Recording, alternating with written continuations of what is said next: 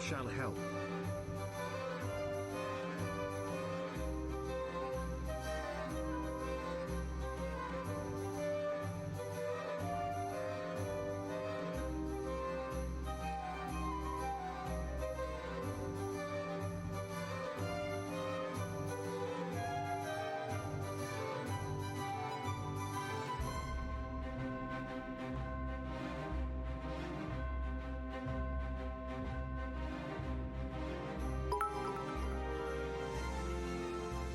What's this, a hype train? Already?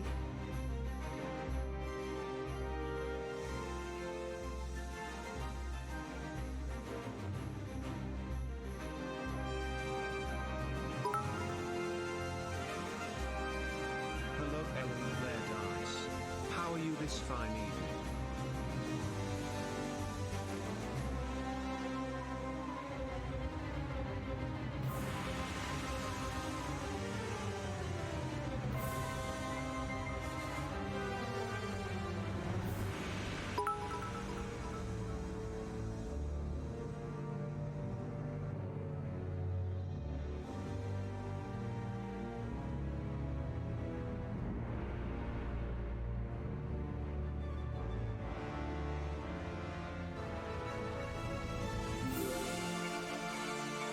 I have returned to finally catch you Evan Blair art stream. It feels good, man.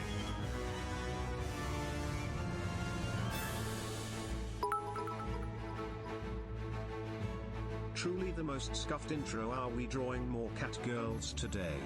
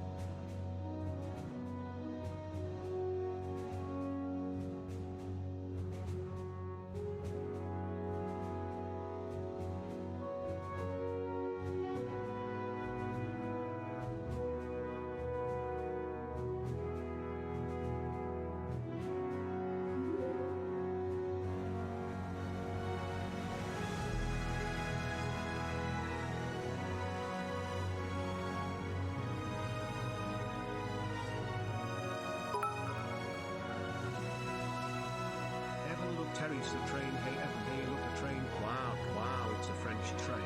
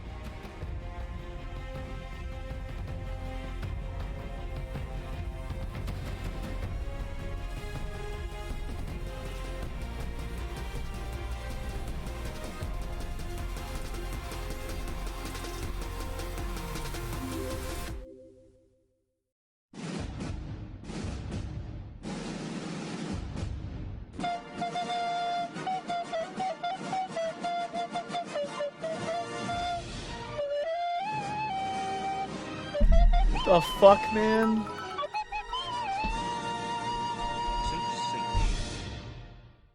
What the fuck is this intro, dude?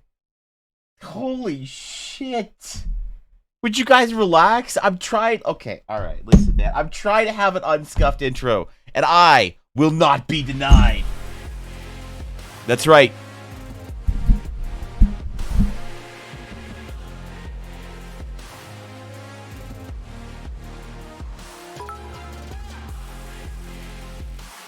Vroom vroom in the train.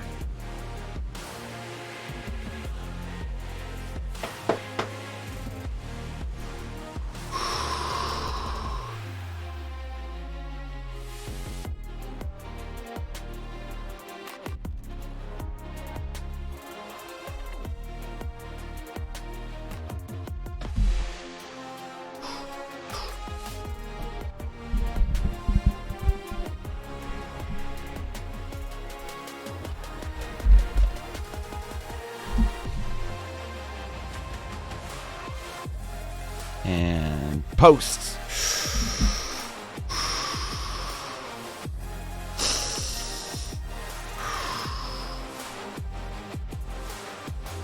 I'm ready.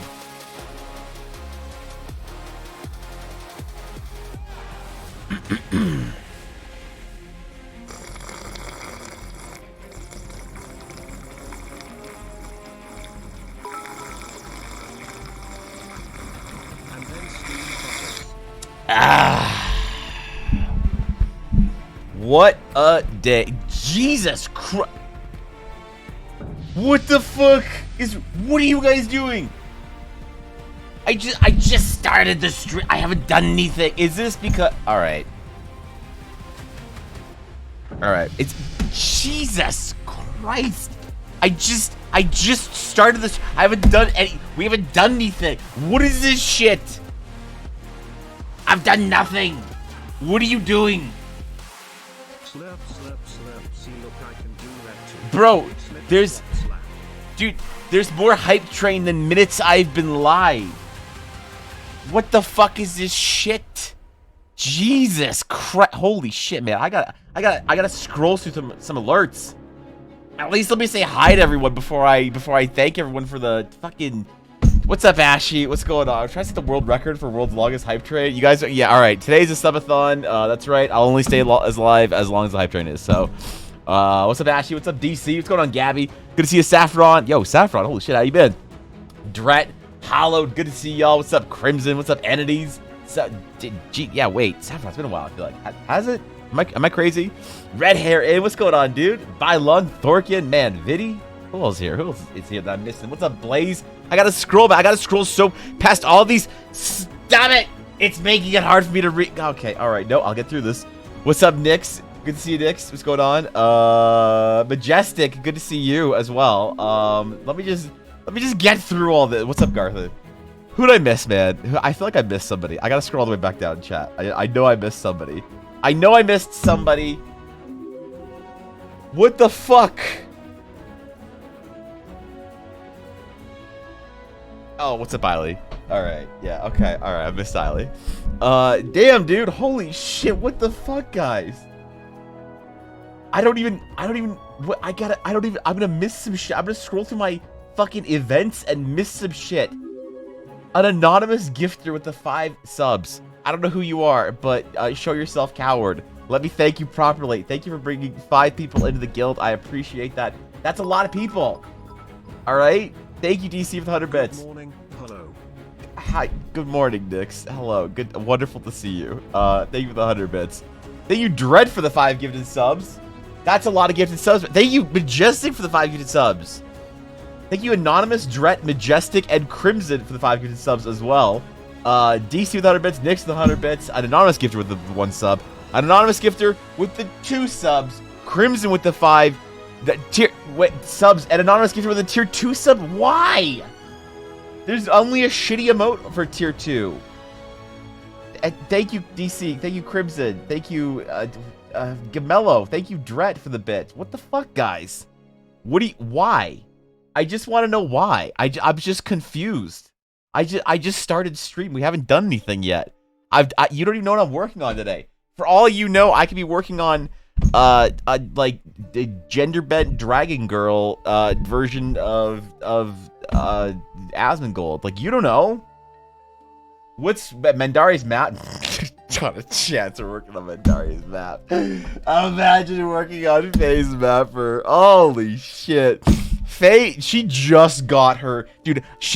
I gave her the map and I was like, hey, why don't you write your cities on it? And she was like, okay, sure. A month and a half later, she sends it to me. So, but dude, that is a January 3rd project. Okay, holy shit. Also, what's going on, Dad? Good to see you. Good to see you, Hannah. Who else did I miss when I said hi? I feel like I missed some people when I said hi. So, would you guys Crimson chill? Maybe we could do something deck. All right, thank you for the gifted subs, thank you for the bets, thank you for the support, and thank you for bringing people in the guild, man. That means a lot to me. And it's you know, that means a lot. Thank you for saying that you find some value in the stream and you want to share it with people. That more than just the support for me, that means the absolute world to me. So, thank you. I'm gonna get emotional before we even start streaming, guys. That's a level 7 hype. Okay, all right. Thank you for the hype train. Before I even did anything today, that's just a tone today. Yeah, wow, holy shit. Today is gonna be a very important day, actually.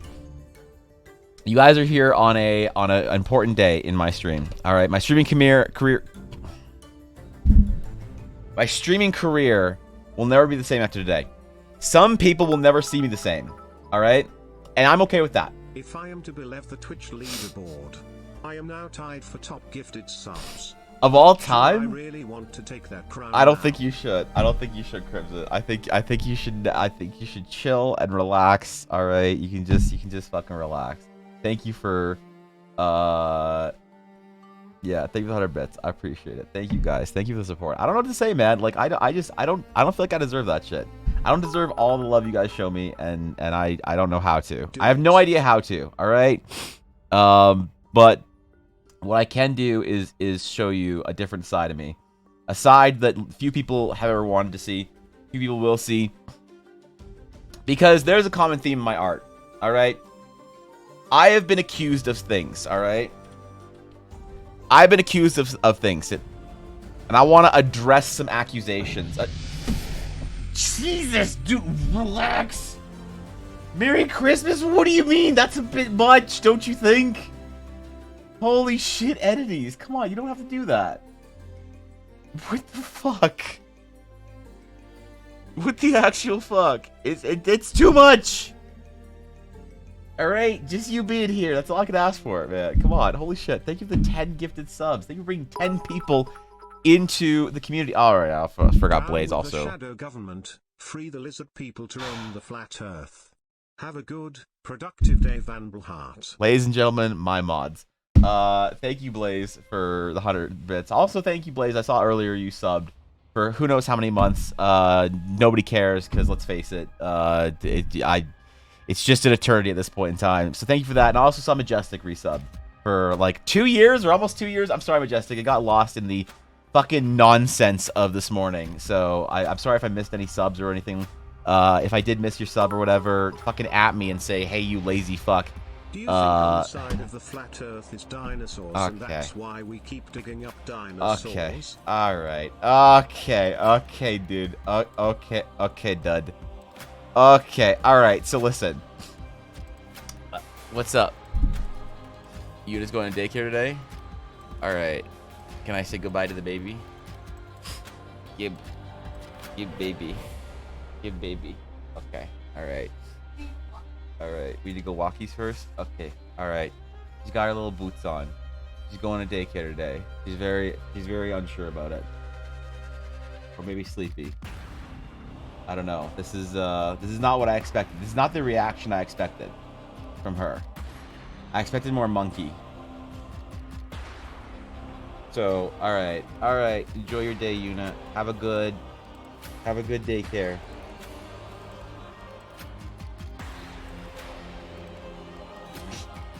Alright. Here's baby. Take baby. Alright. I'll see you later. Alright. Yeah, so fuck man. Thank you 100 bits. Thank you guys for that. I don't understand why. I don't think I deserve it. But I'm just, listen, man, all I could ever ask for is anybody show up and hang out and wanna, you know, talk about D&D with me. So today this is I gotta pay back. I gotta answer some allegations. All right. Because I don't know how to say thank you adequately for all the support and love. I just don't. All right. I have no idea. So all I can do is try and address a portion of my community that has felt left out. Has felt as if I am a streamer that ignores a certain demographic. Haven't I hit you to also let me say bye to the baby? Okay, alright. Okay, Eiley. Alright, that's the last time I'm reading Eiley's messages out loud. So, the allegations stand as such. But there's a common theme in my artwork. A theme that today I plan on dispelling. Alright? Some people reference certain qualities to my characters. That's fair. That's fair. I'll say that occasionally certain characteristics, certain ideas are things that I like to maybe reference on certain characters, on certain things, right? And sure, okay, this one was not my plan. This one was vast, okay? You need to excuse me for this one. This one was vast. Today, I want to enter a new era of EBA. I want to give back. That's right. Today for the warm-up sketch. I would like to introduce Male Booba. That's right. That's right. It's finally here. All right. All right.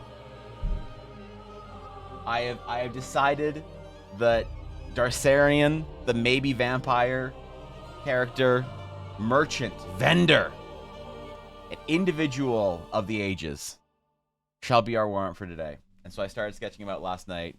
So listen, dude, this is, I feel like I can finally dispel the rumors.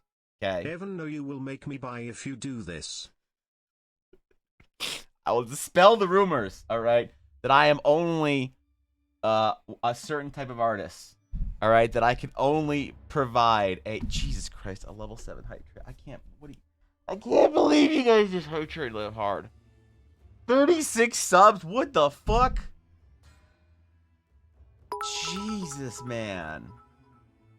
The male bubefaction will be heard. Yeah, alright. Okay, dude. Level 8? Was it level 8? Okay, alright. Thank you guys for that. So, listen, man. We gotta draw a character here. Darcerian is the vendor from Stonemark that we've talked about. An individual of discerning quality. In his free time, he enjoys lounging in his castle. Alright? His keep. His cathedral, some might say. He is one of those individuals that does not wear a shirt. All right, he wears a coat all right, when he goes out. But when he gets home, you know, what are you going to do, right? And so if you can imagine yourself going to Darsarian to beseech him and ask him for some help, all right, to ask him for some aid, all right, he might be found swirling a glass of expensive wine or brandy or something, some dark colored liquor from a fancy bottle, while sitting in a menacing eagle crown chair with his living sword next to him. Is the living sword a reference to Remoria? No, not at all. Why would I reference Remoria? 90% of you don't even know what Remoria is. All right, and that's just fine with me. Don't worry about it. Is this character? I will first willingly address the accusations and the questions. I to spend my downtime laying around all sexy like on my chair. That's well, as most of us do. Tells me him just being a couch slob, but I like to think him being. You know what? It depends on it all depends on how you feel when you're there. What's up, Faye? Thank you, DC. Thank you for the 100 bits. I appreciate it. So, look, man. Look. Some people have asked me. By people, I mean my players. Evan, is Darsarian a vampire? All right. Is this individual a vampire? Now, I will say that I will steel man the argument. I will play devil's advocate to my own case. I will defend the accusation before I crush it by saying that maybe the very first interaction that anyone had in my game with Darsarian was him posing the question, what is a man? A miserable little pile of secrets. Now have at you.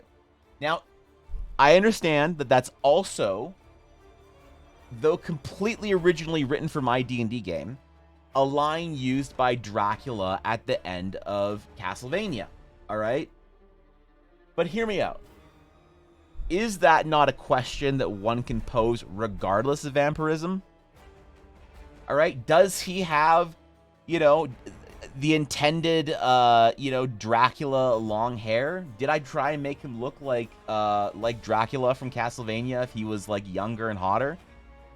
So there were design references used, okay? But Darsarian is not a vampire. There are no vampires in Eldara. Him and his family that seem to be very long-lived, him and his elder sister specifically, Velsaria, you know, who have a somewhat unique sibling bond, that both look like they're, you know, fairly young, even though people claim that they've been in charge of the Mithril Raven Trading Company for over 400 years. All right? Dr. Zaius. Thank you, Victoria. Thank you for the 100 bits. All right? All of these qualities are convenient to the vampire argument that Darsarian is a vampire. All right? But Darsarian and elder sister Velsaria, they would like everyone to know, the good people of Stonemark to know, that any accusations or allegations unfairly and unjustly brought upon their family as being vampires,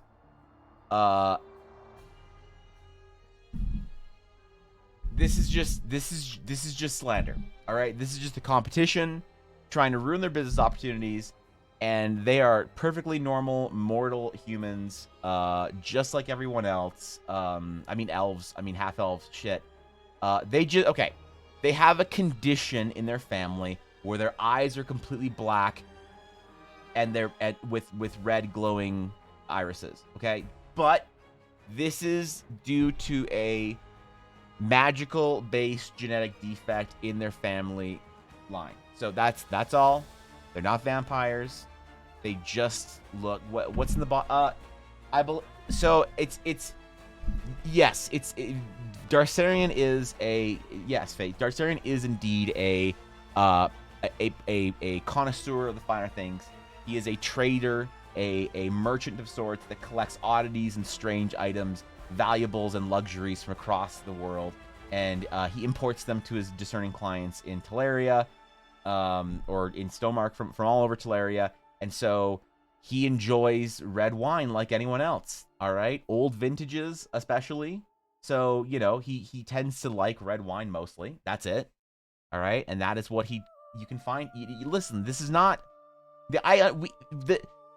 we understand the imagery and the bad associations that happen with vampires here, but we just need everyone to know, on behalf of the Mithril Raven Trading Company, that Darcerian and Velsaria are not vampires. Also, I'd like to thank the Mithril Raven Trading Company for being the sponsor of today's stream. Actually, be my party with that one. All the obvious signs of vampire. It's a lich. Oh, Jesus. What was the reveal, Ashy? Yeah, so does he know how to swim? Well, look, Darcerian has never actually been caught swimming. It's more of a sensitivity to, his skin is very fine and fair, let's say. And he says it gets pruny easily, so he tends not to avoid being immersed in water. Your neck is open either way. Okay, all right. Anyway, that's man. Did I start streaming? Go live on DeviantArt? Pale even? Well, look, they just don't. Darcerian enjoys, because of his eye condition, with the red glowing and the black, he has sensitivity to light, so he tends to like to do his dealings at night. Although he can be found in the day traveling around, he does do so under the shade of a rather, illustrious umbrella being carried by a younger boy servant, But that's just a tradition to avoid, skin damage from the sun. It's harsh out there. This is a fantasy world, you guys forget. They don't have modern technologies like sunblock. All right? And if they did, it wouldn't be reef safe. All right? So listen, man, if you're going to go in the water, you better have some reef safe sunblock on. Protect yourself, protect our reefs. All right? This is something that's very important to Darcerian. So he chooses not to engage in the water or direct sunlight. So, yeah, maybe a parasol. Yeah, something like that. Swimming in people at blood pool. Well, look, he does have a large gold swimming pool, like bathtub in his estate, though he claims that he's never used it and it was used to perform some sort of baptismal ritual, as the estate is a converted cathedral. So, are there giant stained glass windows depicting angels and demons and all those kind of things, with sort of red hues being cast onto dark hallways that are candelabra lit? Yes. Is there a haunting, enchanted harpsichord coming from somewhere in the estate that no one can pinpoint? Yes, but not vampires. All right. I'm about to get anti-vampire tools rather than picking a fight. Oh, okay, that's pretty good. Of course, it's very delicate, so he doesn't want to go out in the sun. Exactly. Yeah, like the girl from Secret Garden. You know what? Like, just like he's not. All right. Listen, McBluff. I understand. Thank you for the 100 bits. I understand. All right. That's the best question that anyone's asked since Aduria posed the question of Dr. Zaius and whether or not Dr. Zaius has the qualities of an orangutan. But Darcerian just needs everyone to know that him and Velsaria are not vampires. All right, that's yeah. Also, the Mithril Raven Trading Company's estate is going to be hiring soon. For positions of housemaid, parasol carrying servant boy, and whatever the fuck Guapo is gonna do for basically free at this point. So. Yeah, so you can apply within. It's just outside of Briar Pass. Up to you. So this will be our warm up for today. So we're gonna sketch out a little bit and just make sure that everyone knows that, look, just because there are certain qualities about my art, just because there are certain commonalities, and just because Ali thinks she's hilarious, this doesn't mean that I'm not a well versatile artist. Okay, so all right. I'm glad we've dispelled those rumors or concerns that I'm not a versatile artist. So in completely unrelated news, completely unrelated from the fact that I'm drawing whatever the fuck I'm drawing today, I got a Tumblr account. Is it connected that I made a Tumblr account and maybe within 2 days, this is the first piece of art I've made? I'll leave that up to you. Yeah, I'll leave that up to you. But this is actually, so this Tumblr account has one post on it. How do I look at my posts? Evan Blair Art. So I have one post on Tumblr, and it says, this is my first ever Tumblr post. Now, this is the only post that I am going to make on Tumblr. Okay? Because this is going to be a project that I am giving over to Fox. All right? I'm going to give it over to marketing guru, industry expert, Tiny Spirit Fox, and I'm going to give her my login. I might just give all the mods my login to Tumblr and just see what happens. You know? I'm never gonna interact with this platform. I'm never gonna follow a single person on Tumblr.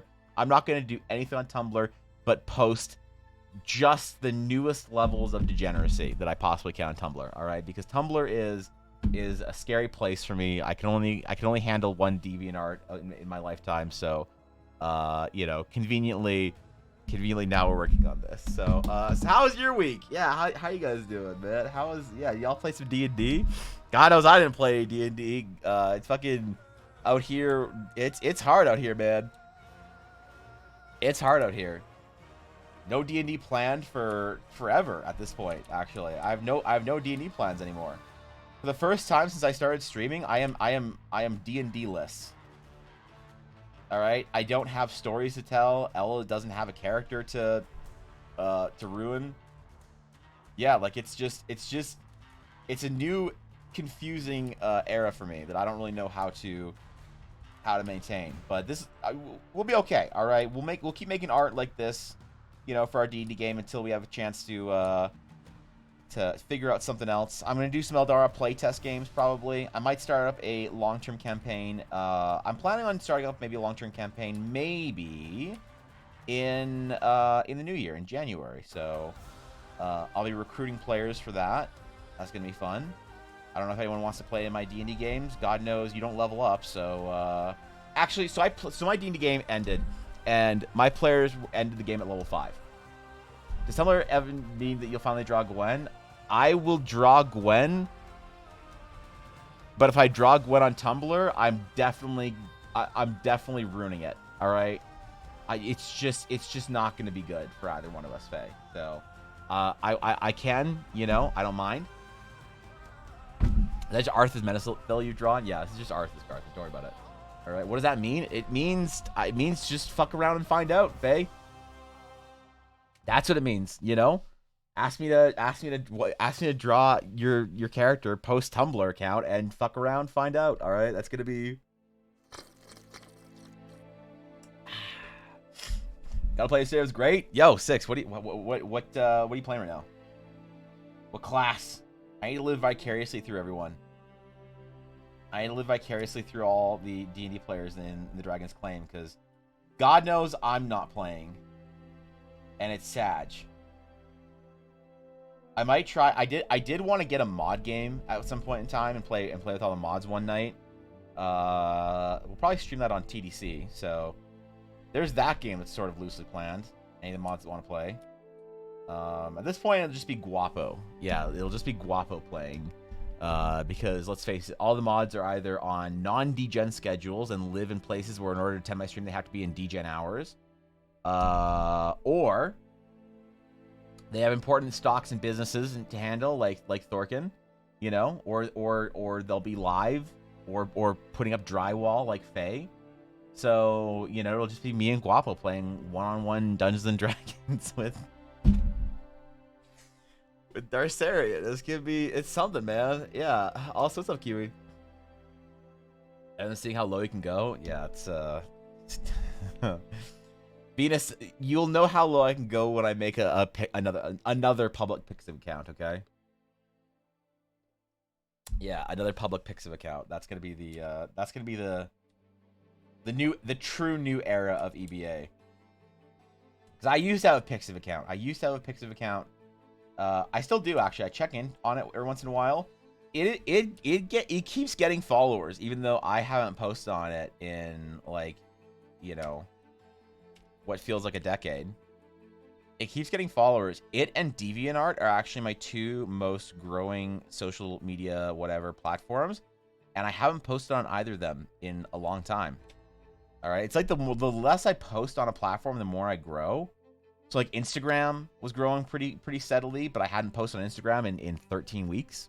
You know, DeviantArt, Pixiv. Pixiv doesn't really count because it was in my anime phase. It was in a phase of my life and existence that no one really knows anything about, and I've been very deliberate about not discussing because God help me if any of you find my Pixiv account. Yeah, thank you, Pedigree, for the follow. Thank you, dude. What's going on? Welcome to the stream. I appreciate it, dude. Yeah, thank you. 1v1 Cyrus literally any day. All right, fine. Jesus, okay. All right, fine. You're allowed to. Yo, Ed, wait. Baptized in pus. That's lovely. Thank you for the follow. Yeah, there we go, man. That's pretty D&D. A rogue again, definitely not a pattern. All right, 6. We need to have a conversation about this. Yeah, we need to have an intervention for you. We need to have an intervention for you and every other player that only plays one class. Like Ella. I just want to see Ella not play a paladin for once and see what happens. I don't know if she can do it though, right? Like I'm not actually sure if she has the capacity to not paladin. We'll find out, but I'm not sure what it'll look like, you know? Let's see if she survives. All right, yeah, good luck. Good luck. Happy to announce I will finish World Ember today.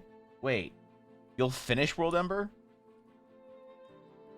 I forgot World Ember was a thing. I completely forgot World Ember was a thing. Holy shit, I was gonna do it this year. Fuck. I was gonna do the summer BS and the winter BS and then have actual World Anvil stuff done. And I completely forgored. And I definitely do not have time to start, so that's tragic by long. Damn it, dude. Alright, well, whatever, there's next year. I got too much going on right now, alright? Leave me alone. I got important art to make, so that I can farm the other side of Twitter. There's always next year? There is always next year. That's the nice thing about it. We're gonna be doing another kind of like art challenge thingy in the spring as well. So I feel like I'm gonna make 2023 a year of accomplishing challenges for me, both my own and ones from external of my community, like World Ember. I think though I've been contemplating every single year doing a 365-day sketch challenge, right? Like pick a thing that's like somewhat ambitious to do and do it every single day. Like Evan Amundsen, another artist by the name of Evan, much more skilled and handsome and capable than I am though. He did, the first time I like found out about him was when he was doing his year-long challenge for his sort of setting, and he drew a character, like color painted, full-on character piece every single day for a year. And I kind of feel like I want to do something like that, you know? I wonder if I could. I wonder what that sort of ambition would lead me to. Because, like, you can always fail at that kind of stuff, right? It's always fine to fail. But at least then you kind of know where your limits are. And you know how to grow then next time. And I kind of like that idea, so... Didn't see that one coming, dude! did you? Oh goody, I'm looking forward to meaning well, then procrastinating in the spring. Okay, alright, cool, yeah, no. Here's the thing. Sam, thank you for the 1,000 bits, Jesus! Thank you for the 1,000 bits. That's a lot of bits, bro. What the fuck? Yeah, thank you for that, first of all. And the one in the spring, the challenge will be actually a contest with prizes, I think. I think Thorkin did the very first art contest in our server, and it was great. And I thought it was a lot of fun, and it seemed like a lot of people agreed. And so I am planning on doing a much more formal, longer, more, you know, more well thought out by me, because I could have done more to help him with his art contest, and I was just definitely too busy at the time. But yeah, a more formal event on my end. So I think we might do our very first art contest. We'll have probably like 2 categories, 2 winners, a overall winner and a concept winner, so that there is still a reason to be technically very good, but there's also room to sort of get like a prizing for good concepts without being necessarily the technically most adept artist, because I understand that kind of makes it a little bit more difficult for, you know, students to feel like they have a chance, which I think is important. I remember I won a design contest when I was a student, and I didn't win, obviously, the overall. That was not technically good enough, but it was really motivating to know that I could sort of compete, and my ideas would shine through even if I didn't have the best ability to communicate them. So I think we'll do something similar to that. Yeah. Do it 365 days of EVA sketches. I think even shape studies count, right? I mean, that would be pretty cool. But what should I do? What should the theme be for 365 days? You know? You're on a ferry right now? What the fuck? Going to the mainland for an art course tomorrow? Yo, Venus, that sounds awesome, dude. How do you feel about playing in a charity stream? A charity stream would be a lot of fun. I haven't done any, like, I've turned down every offer to play on like a one-shot of any kind, though. Mostly because I have a really bad time committing to things, because I never know if my schedule is gonna sort of like work out. So I really don't like to, like, if someone's like, yo man, you know, you want to like come play video games or do a thing or play a D&D game or stream it or whatever, I'm the kind of guy that's always just like, ask me on the day of. If you need an answer right now, the answer is unfortunately no. Because, you know, I don't know if I get a big project or if I, like, you know, had to take care of some stuff that week or whatever. And I never really know, because I'm so underwater with work all the time, if I'm going to be available for stuff, you know? So I realized and learned the lesson the hard way that I can't ever really commit to things. So it could be the kind of thing where, yeah, that'd be a lot of fun. And, you know, especially if it's a good cause and whatever, then I would make time for that. But the problem is that most people who do things need to know about those things early on for good reason, and I just can't provide that kind of commitment to events and endeavors usually, which sucks. But hopefully this next year I'll be more organized and have more free time and be able to, like, you know, count on certain times in the week to relax and either dedicate that time to, you know, playing games and relaxing, or hanging out with friends, or doing cool stuff on Twitch. I definitely want to do more stuff like that this year, but it's one of the main reasons why I haven't made like a full-on Twitch D&D game yet. And a lot of it has to do with the fact that I just feel like I can't commit to that, especially if it's an evening schedule. I can commit to mornings, that's fine, but evenings are really hard for me. So yeah, I love it though. It'd be a lot of fun.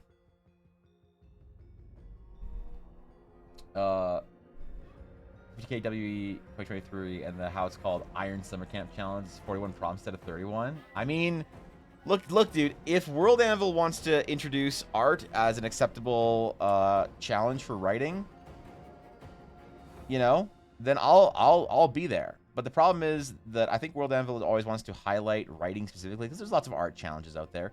There's not a lot of pure writing challenges. I mean, I even had 2 different ones by long. I had Inktober and Lorvember to sort of differentiate. So I don't know. Maybe if World Anvil ever created an art challenge. I don't know how big the World Anvil art community is, but it seems to be pretty small. I definitely don't know of many other artists that sort of collect their work on World Anvil, and the major sort of the majority of their articles are just art like mine are. So you should draw like Eric Radomski. I don't know who that is actually, but they sound like they're good at whatever they do, Gabby. You'll get there one day though if you keep trying. You gotta believe in yourself and what you do, Gabby. You do each month is a different theme. That'd be interesting. Well, what I mean is like what should it be, characters or locations or something? Like I could probably commit to locations easier than I could commit to characters. because locations take me a lot less time than characters. I'm still, you know, I'm still a student when it comes to characters. I'm not very good. I can't just like whip out a character design out of nowhere, right? Like this took me probably last night when I was drawing it, probably like an hour to figure out the pose and stuff. You know, figure out the pose and anatomy and all that and whatever. And I feel like that's a long time. Like if you're a good character artist can bang out character designs a lot faster, and I definitely am not that yet. So that's kind of why I want to do something that I know I'll be bad at. But I also feel like I need the safety and security of knowing I don't have to post it every day. Knowing that I can completely fuck something up and then, you know, I don't have to post it. It's not a big deal. So I might do something like that, and just like not tell anybody. So it's like I'm working on this challenge. Can you see it? No. All right, cool story, Evan. So I might do like a public-facing one and then a private challenge of like characters. Like, I think what I want to do. You know what? Here it is. Okay. I'm gonna choose to do a character portrait every single day next year. I think. 365 days of character portraits. 365 portraits of characters in Eldara. Different races, classes, everything. Just a different take on something. A different character portrait, a different something every day. You know what? That would be... I wonder if I would be measurably better at the end of next year. I would have to be. There's no way I could do that every single day. If I found time for a 30-minute sketch of a character every single day, there's no fucking way I wouldn't be God tier at the end of the year, right? Right? Yeah, screw it, man. I'm gonna do that shit. We're gonna do it. The opposite of everyone I talk with, but that's cool, bad. I'll try and game with you at some point. I would, dude, I would love to. 100%. I would love to. I really wanted, you know, this year I really actually wanted to be more part of our community on Twitch. Like, there's a lot of really great D&D creators and D&D shows and D&D streamers and stuff like that I really respect and love, and I love watching and hanging out and you know, I just really like our community on Twitch. The problem is, I just feel like I can't ever be really a part of it in a meaningful way. You know, it's like once you're kind of in on Twitch, you see people around different streams, and they're doing the same thing, and they're hanging out, and they're doing whatever. It's like, oh shit, you know, Dag's on this show today, and so-and-so's on that show, and whatever, and oh, Phoenix has a game with these people, or whatever. And I love that about our community on Twitch. And I really wish I could be a part of it, because I always feel like I'm kind of like on the outside of it, you know? It's like no one, I worry no one really considers me that much of a D&D creator that's like another D&D creator. It's like, I get a lot of people who say very nice things about my art, but I feel like I don't identify myself that often as like a you know, a deep, in-depth D&D creator, because it's like the kind of D&D prep and world building I do is like pretty different from a lot of people, you know, given my skill set and also my goals, and it kind of sucks sometimes. It's like not a bad thing. I don't regret anything, but it does suck a little bit. I wish I could kind of be a part of things and whatever. And I'm always deeply honored when I get invitations, especially when people know that I'm probably not going to be able to accept it. But I want to start being able to accept them, you know? I want to start being able to surprise people and be like, oh shit, yeah, I'll be there for this or that or whatever. Oh, you got this stream or that one shot or this charity thing or this event, you know? And I kind of want to do that. So I really wanted to last year. My goal for last year was that in 2022, I would be more available on Twitch. I would reach out more. I'd make more friends. I'd do more cool things and be a part of the, you know, the overall just sort of Twitch D&D category, which is very small right now. It's very tight-knit and very full of, you know, a lot of love and passion. And I think it's very welcoming. Maybe it's dumb. Maybe it's like full of just toxic ass, you know, who knows, man. Matt Mercer wannabes. I don't know. I'll admit I'm on the outskirts of it a little bit, looking in, you know. And a lot of my interactions with the D&D category, you know, content creators have been, hey, do you want to do free art for our game? And, you know, so there's that. But there's a lot of them that I do feel like I could, you know, be welcome in, if that makes sense. And I'd love to sort of step out into the light and join the collective conversation. But that just didn't happen this year. I had a lot of things that I did not expect happen this year. So, yeah, maybe next year. I just like I'm very reluctant to say that's my plan for next year because I said that's my plan for this year and then I just completely dropped the ball. So 365 character portraits, move out of the way. Wait, move out of the way, Dave Greco. Not Dave Greco.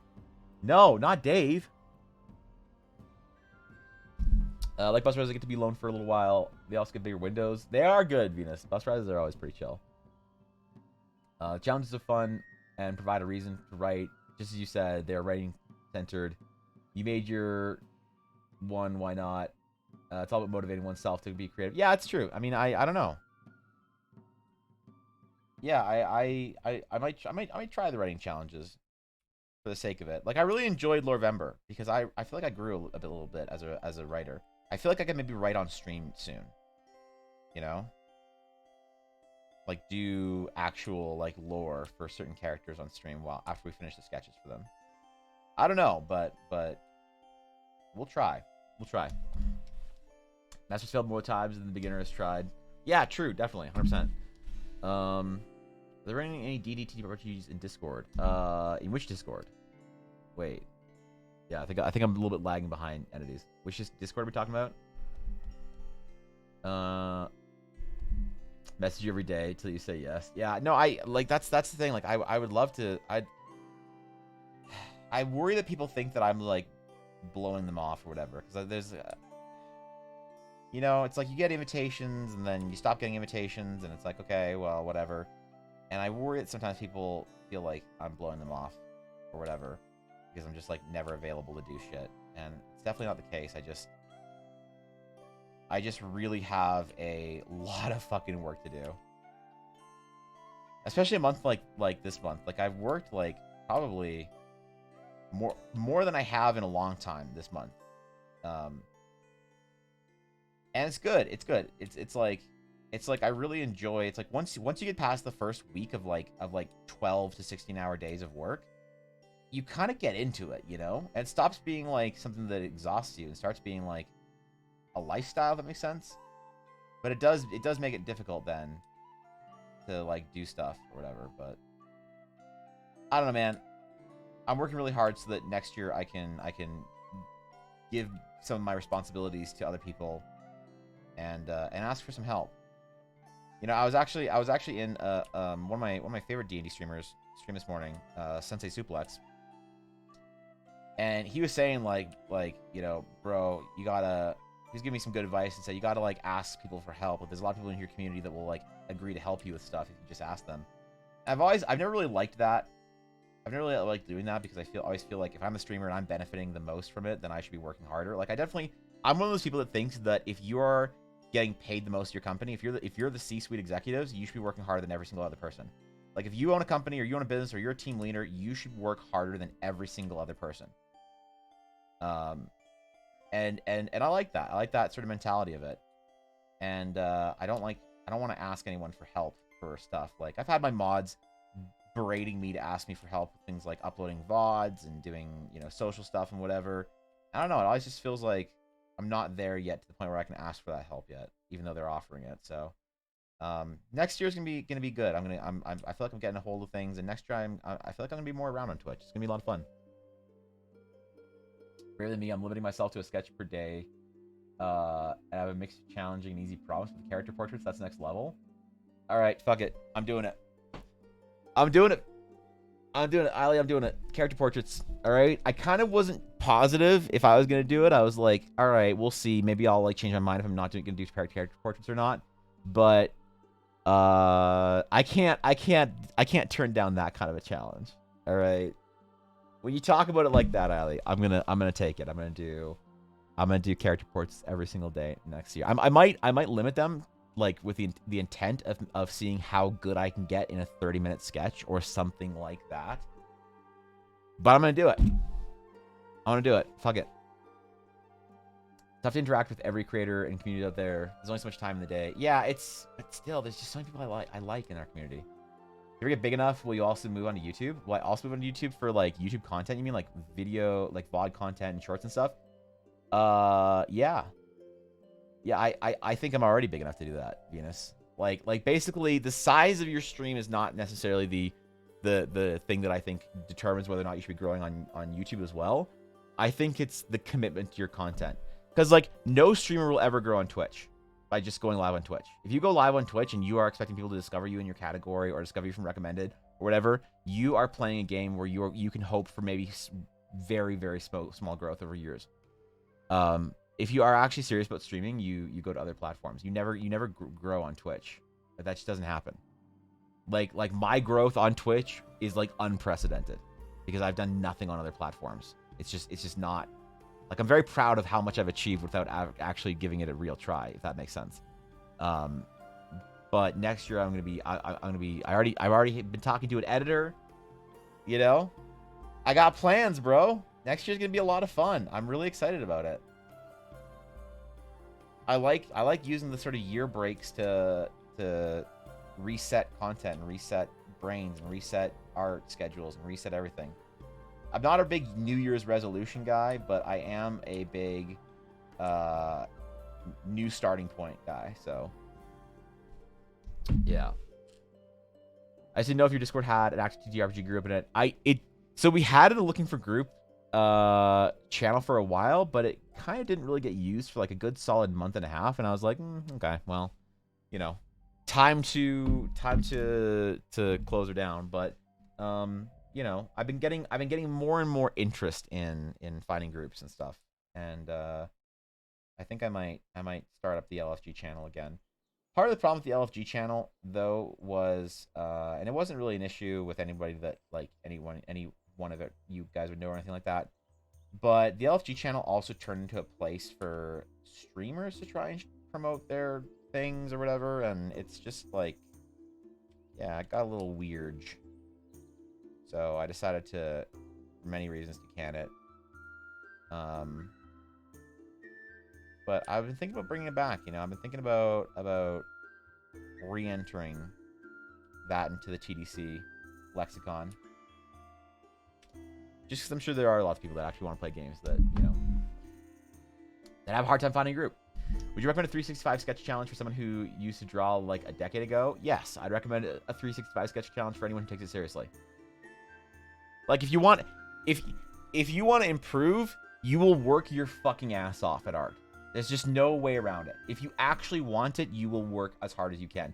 And so, like, I was talking to a neighbor of mine who's actually a teacher, and she's just going for a PhD, and she teaches special ed at a very prestigious school and whatnot. And she was talking to me about how she loves when her students are try really hard. And I was kind of telling her that I'm like not really a teaching figure, but I do sort of try and help people out who are trying to improve as artists. And the main thing that determines whether or not I will put a lot of effort into helping somebody improve as an artist is the effort that I see them put into it. Because, you know, you got to be very serious about art to improve at it. You have to take it very seriously. If you say I can't draw hands, and I say, great, man, let's see what your problem is. Go draw 100 of them, and you come back with 24, and you're like, nah, you know, I got like, you know, I did 24. Can you tell me what's wrong with my hands now? It's like, all right, then you're not really serious about this. Got it, you know. And I know then for that person what kind of levels of engagement and my energy to give them. But when somebody comes back and says, oh yeah, I drew all 250 boxes, I'm like, okay, so this is somebody that if I invest my time into, I will see it pay off by seeing them grow. And so sometimes things like challenges that define an ambitious goal are a good framework for us to design that kind of work ethic around, right? So yeah, a sketch a day. Like, what is that, 30 minutes a day? If you really want to improve at art, you'll be putting in a whole lot more than 30 minutes a day, right? So I think if you haven't drawn in a long time, a sketch challenge like that is one of the best ways to get back into it. And you can start it off, you know, sort of say like, look, I'm going to do the first 30 days. I'm going to do the first 30 days of January, see what happens, right? Start with a week if you're scared. If you like the process, go for it. If you like how it feels, it's like, you got to get into the habit. You got to love the growing pains, or else you're just not going to stick with it, you know? I believe you have it. I'm confident that if anyone can do it, it would be you. Oh, shit, okay. All right. That's it. I'm getting too hyped up. You're not supposed to believe in me too much, all right? I'm supposed to let somebody down next year, so it'll be you, Ali. Yeah, I'll give my best. I will try my hardest to do a portrait a day. Because one thing I really wanted to do on stream was to draw character portraits on stream, okay? I wanted to draw like for Friday sketch streams, be like, hey, give me a like I'll draw your D&D characters for you, basically. You know, and imagine if I could do like 6 character portraits a stream. Imagine how fucking awesome that would be for a D&D, you know, focused sort of channel like mine, to be able to have everyone who really wants a character portrait done by me to have a character portrait done by me. It might just be a half-hour sketch, but at least it's like that's I think it's really cool. It's very flattering. People say they want me to draw their characters, and I kind of would like to make a format in my streaming schedule where that is like available, because like a ton of people have magic weapons from me, and it's very cool. That means a lot to some people, and I think it'd be very cool to have character portraits. But I need to get faster at it. I need to get and to get faster, I need to get more confident. To get more confident, I need to get better. Because when I do a character's like face or whatever details, I usually do it off stream, because it takes me a while and I don't know why. And it's not like the actual portraiture takes me a while. It's like I need to be like, I'm like the samurai that meditates for like, you know, an hour and then like opens his eyes, draws his sword, and like slashes all the bamboo around him. You know, and everyone's like, what the fuck? I guess he was just ready. I'm like that. I'm like meditating, like playing video games, or like talking to Ella, or like giving unibellies or something. And then all of a sudden I'm like, it's time. I'm ready.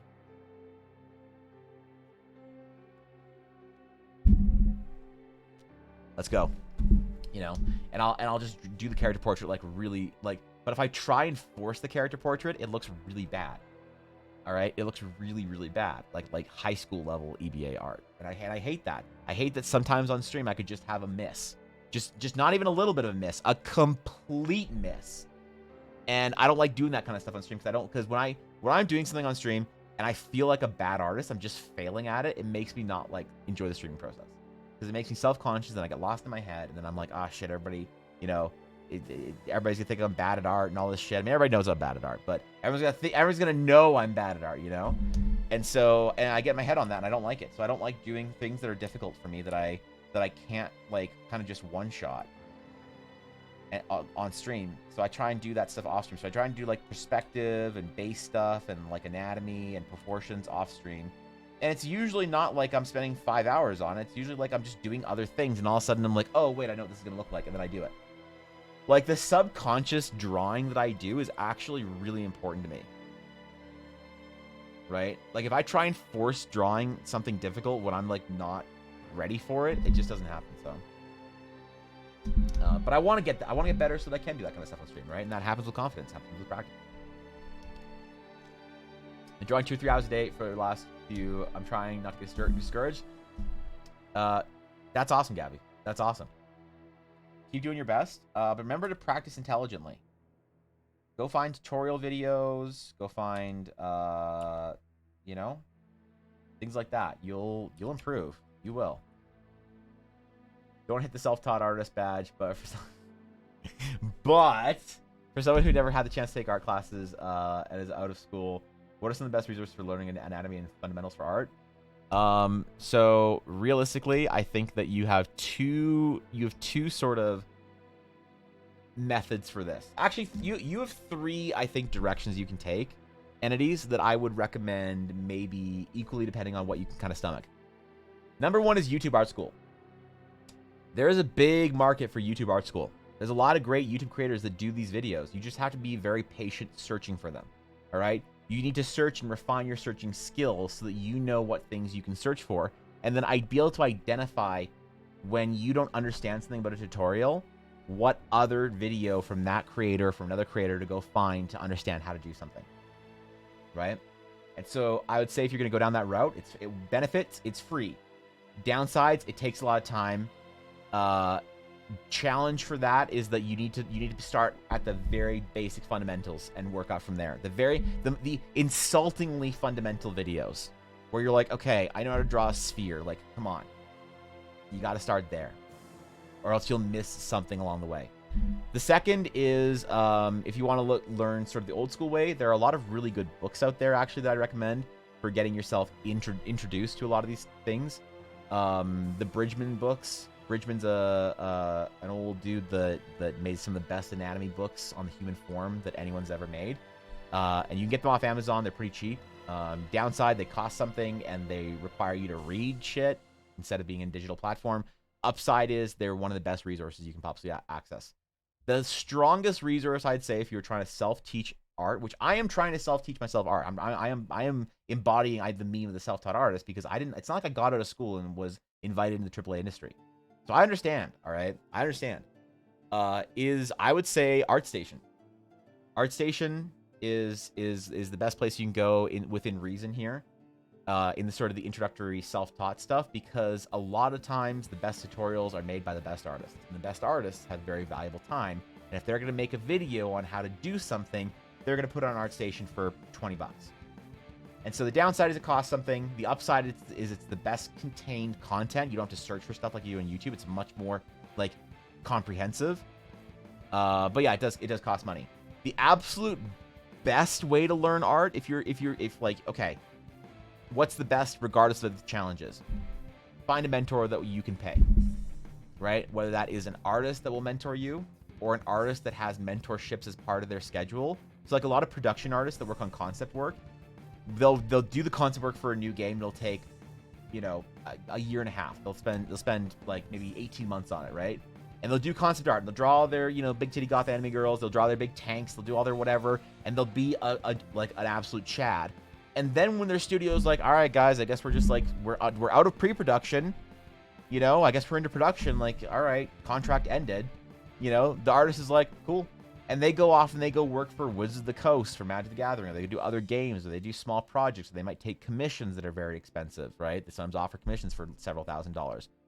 And some of them teach, actually, like James Pack, Peter Lee, some of these guys, like they teach, and it's expensive. It's like $800-900 a course, right? And you're in a course with like 5 to 10 other people that lasts like 4 weeks or something like that. But it's some of the best, like you are learning from the best people in the industry. But it's very expensive to do that. The same thing with like getting an artist to mentor you is you say like, hey, do you have, like a lot of artists don't advertise, but they'll say, do you have a mentorship fee? Right? And they'll say either, yes, I'm accepting sort of students or trainees, or no, I'm not. And it might be like, yeah, it's like, for $100, basically $100 an hour of meeting time. So you get 4 meetings a week, for example. This is an example of what I did with not like something that I paid for with an artist that was very willing to do this kind of thing. It's like $100 an hour for a meeting. Basically, it's a $400 thing for a month, and then they'll also send me notes and stuff, and I can contact them, and I can ask them about things, right? And then I'll ask them about challenges. They'll give me a project to go do in the week, then they'll come back with it, and they'll be like, all right, let's see what you got, and we'll spend an hour talking about how to improve. They'll do some demos, they'll do a paint over, or whatever it is, and that's insanely valuable. But finding artists that do that is very difficult, because a lot of them don't advertise it. And if they do advertise it, they're booked to no end. Like Adam Duff, for instance, does mentorship style art teaching, and I think he said he's booked into 2024, 2025 now. So, yo, Josh, what's going on, dude? Holy shit, man! Good to see you. Jay Greco once said they can only work 45 minutes a day after work. Yeah, it depends, man. If you ever want to discuss expressions, I love working on my own. I would be happy to share my thoughts. Yeah, I think that'd be sick, Bluff. 100%. I know something's different about your mix placement or something, if I never noticed, but when you put your hand down on the table, Mike picks up an odd funk sound. Really? I mean, usually I have a pretty distinct slamming sound when I'm like slamming my desk when I don't know, when there's fucking subs or hype or some shit. So I don't know. Art Zen or art later? Yeah. No forcing? Yeah, sometimes I think. I don't know. I wish I could, though. That's awesome, Gabby. Lots of good ones have been posted in the Discord as well. Yeah, lots of good tutorials, you mean? I think so. I kind of wanted to make like a collected, like sort of art resource in our YouTube, or like YouTube videos and stuff like that, like free art resources for how to improve at art, basically. In our Discord, because I really had to make the decision on whether or what I want to teach, and I want to sort of redesign those lessons and try and create them in my own sort of way, or if I want to simply just offer sort of like solutions for like where you can find these resources. I haven't made up my mind entirely yet, because I do think that there's value in teaching, not just like value in teaching as like, oh, I have some value to provide, so I'm gonna teach because I'm like an amazing artist or whatever, or I'm an amazing teacher. I don't think either of those things are true, but an old art director of mine once said that the most valuable thing you can do for yourself as an artist is teach someone else. And she said that you understand your own process and your own thoughts on things more when you teach somebody else. So every artist should teach for 2 reasons. The first is you should teach because this makes you a better artist. And the second is you should teach because you have a moral obligation if you're good at art. She said that artists, the lineage of artists from the Dutch masters, from the Italian painters, from the Renaissance, from the medieval, the lineage of painters from Da Vinci to Michelangelo to Raphael to Rembrandt to Sargent have always had a moral obligation to teach the next generation. And she said that if you are good at art and you have something to teach, you should teach it, right? Even if it's not worth your time or whatever, you should spend time teaching it. It's your obligation. I was like, okay, well, one day I might be an artist worth, teaching. But she's like, nope, you have to teach regardless. So I don't know. I've been thinking about trying to format some YouTube tutorial content, but I'm not exactly sure how to. And I'm kind of nervous because I really don't have a lot of confidence. I'll admit a lot of it's a confidence issue. I don't have a lot of confidence that I can do like a good video that's worthy of anyone's time that isn't going to be like... Why were you listing turtles? Yeah, so if you want to try and sound smart with art and you want to list a bunch of Italian masters, just start listing Ninja Turtles and yeah, you're good. Yeah, don't even worry about it. So thank you, Derry, for 100 bets. I appreciate it, man. Yeah, so I don't know. Probo is very good if you're looking for that. There's lots of good art, lots of good teachers out there. Yeah. Modern Day James is one that I recommend a lot. I can say that ArtStation lessons have been worth my money and then some. So if you're like, sometimes it hurts to spend money on ArtStation. I can't go to art. I would like to bring up ArtStation right now to show you guys like what kind of tutorials they have, but I can't on stream because a ton of ArtStation assets and resources have like nude figure in the thumbnails. Like there'll be like an asset pack for like a bunch of nude figures or whatever, and so I cannot go to the store on ArtStation. All right, so this is also a if you're over 18 recommendation only, is go to ArtStation because there'll be tutorials on like drawing the figure or whatever. There'll be like a picture of a nude figure, and then beside it the sketch or whatever.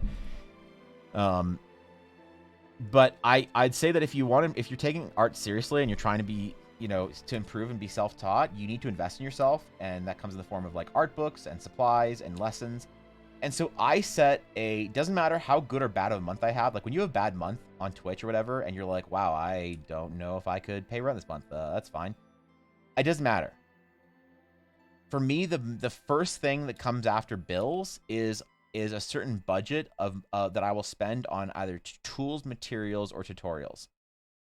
And so for me, for ArtStation, I try and spend around $20 to $30 on tutorials, materials, tools, brushes, things like that on every single month. And that's kind of non-negotiable for me because if you try and think about it too much, you will find reasons for why you shouldn't spend money on it, in my opinion. At least for my own like psychology and the way I sort of had to rationalize it for myself. So I think that it's like, okay, you don't really want to spend money on tutorials this month. You're not sure if you'll even have time to listen to them. That's cool. That's fine. Anyway, go tutorial shopping, find something you want to learn about. Go buy the tutorial. Might it be worth your time? Hopefully. Might it be a waste of your time because you didn't really like explain something? That's okay too. Because the times that you find tutorials that will help you understand what you're doing with your art better, it will change and revolutionize the way you make art. It'll change you forever. All right? And it's about finding as many of those instances as you can. Lurking to improve metrics for male streams? Yeah, thank you for the... Yeah, Dashto, you can't just lurk to improve metrics. You have to also have the stream unmuted. So if you want to improve metrics for my stream, Dashto, I appreciate it, but you have to mute the browser tab so you can go back to listening to various Bach music sketches or various etudes. All right, if you want to get in on a couple of etudes today, you have to mute the stream tab, and then I'll still get the viewer, so that when I go back and I see how well my male booba streamers do and decide whether or not it's worth my time, then I see my view count is artificially inflated because when people are lurking, they're not muting it, they're muting the tab. And then Twitch thinks I'm a better streamer, and then I do this all the time, and then I get partnered, and I get partnered on the wings of Tumblr fanfic and male booba. So, just helping you help me right here. All right, there you go, Dashto. So, best if you can find one. I'm not academic.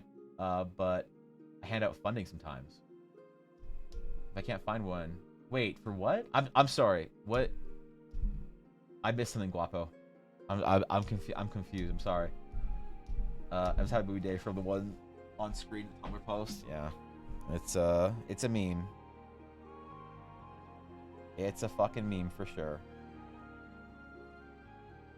But yeah, man. 365 art challenge. I think everyone should take it who wants to improve at art.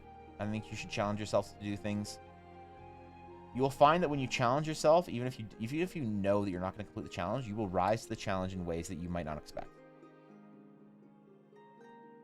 That's always something important to remember, that you will rise to every challenge, at least a little bit. And if you give yourself opportunity to do that, you'll do it more often.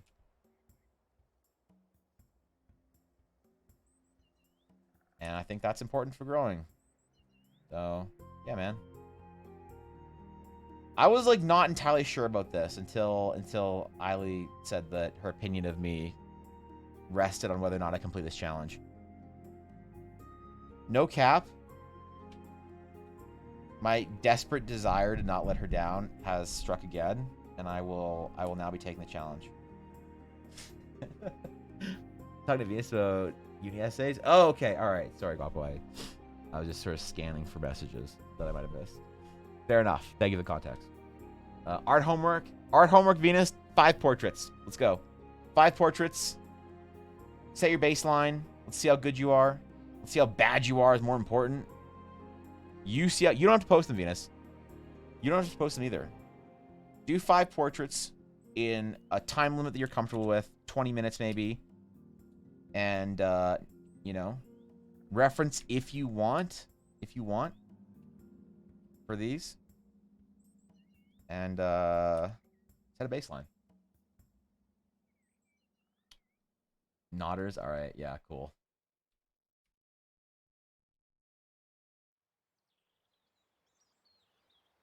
I'm glad you figured it out, Dash, though. How to inflate metrics for me. Thank you.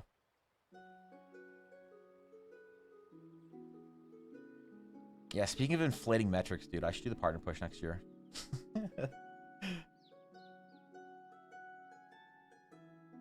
I've been thinking about it, man. I've been thinking about it.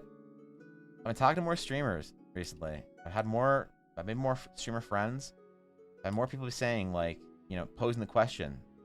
I feel kind of like it's like when you're a young couple or whatever, or you've had like a long-time girlfriend, people start asking you, so when are you gonna, you know, get married? And you're like, fuck, I don't know, man.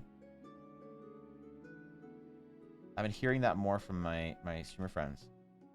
So when are you gonna try and do the partner push, Evan? I don't know, man. I'm just gonna fucking draw male booba. What are you talking about? From reference, you can if you want. All right, you can if you want. You don't have to though. Don't worry about it. But yeah, Thork, we can build a cool resource for that. I think I just have been trying to decide if I want to produce that resource myself, or if I want to sort of build that resource in Discord, and I don't know yet.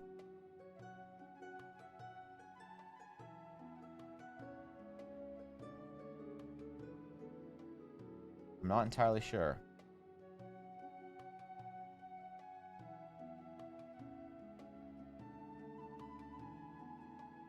Maybe I could... Okay, yeah, I don't know, actually.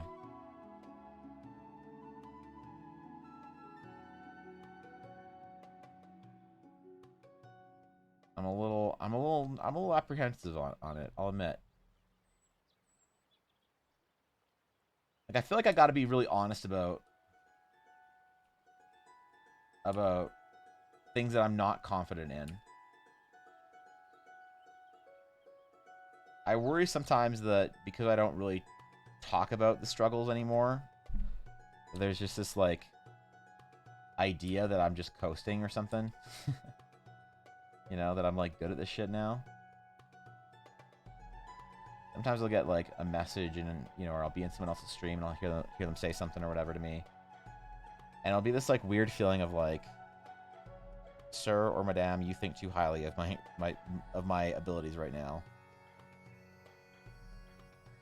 Not knowing that everything I do is just a constant struggle to not have it be terrible or whatever. I think I need to just be very honest about why I'm not doing stuff on YouTube right now for tutorialing and shit like that. I'm just very, very unsure of it. I'm very unconfident in my abilities to describe and teach things. I feel like I need to get better at those fundamentals first before I can teach them. Sort of reference, emotional, poker face, or what age range. Whatever you feel like, Venus. Like, whatever speaks to you. This isn't like a specific, like, oh, we're gonna try and draw, you know, faces of a certain, you know, age range or demographic or whatever. It's like, just find, and you don't even have to work from reference if you don't want to. Find things that interest you. Faces that you find interesting for whatever reason. Maybe they're very beautiful. They're very, you know, very interesting. They have a unique feature to them. Whatever it is.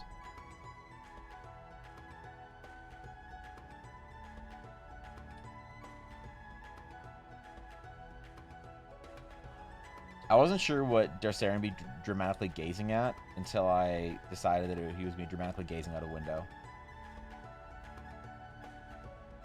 Because as he is dramatically gazing at something, this is my favorite sort of way to draw contemplative characters. So for Darcerian's side of things, I don't know.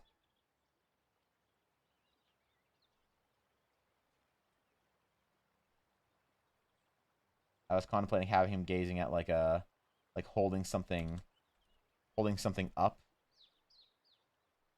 you know, kind of looking at it or whatever, like a coin or a trinket or something. Or I was contemplating having him looking down more at and then drawing Valseria sitting looking all hot and whatever. You know, all like reclining up as well.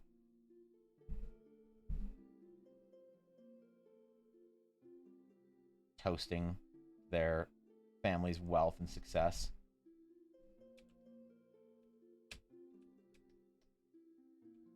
But I don't know, man. There's just something very, like,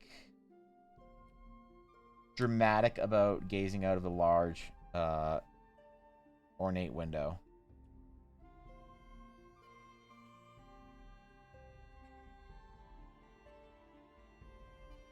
I think we're almost done with the sketch for the day, honestly. I do really want to work on Evangeline today. I can't do a super long stream today. I have, well, I have a dinner thing that I got to do tonight. Family thing. Ella's still a little bit under the weather, so I don't know, man. She's just been like, I feel like she's just been constantly getting sick this month in November. Since we got back from Maui. Back from Maui, we were really sick. Both of us were really sick. But then she, like, hung on to a cough that lasted for, like a month, almost. Which is sometimes she sometimes does, being asthmatic. Asthmatics will understand. They'll relate, maybe. Hopefully not, but maybe they will. And she's just been, like, under the weather, man. Just, like, not really sure what's up. Sometimes winters are like that, I guess. So I gotta do a lot for her today, then. So I can't be live for too long. Oh, and I have a haircut today. Fuck it as well. Forgot. Today's a busy day, man. We gotta get a lot of work done in not a lot of time. We gotta go particularly hard today.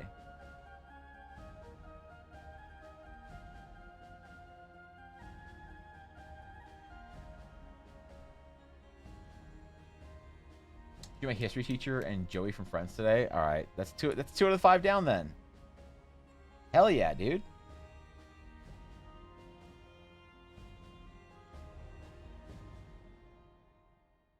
Already halfway there, Venus. Long cough stuff sucks. Yeah. Yeah. I always feel bad for her because, you know, I don't think I'm asthmatic. So it's hard to relate. Hard to see her suffer through, you know, difficult colds or long coughs or whatever and understand.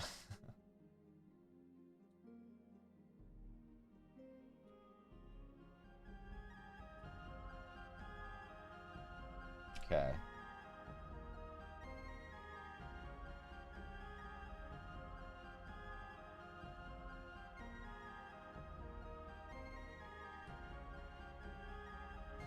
Of course, the blade of Darcerian would have to be something extremely ornate and beautiful.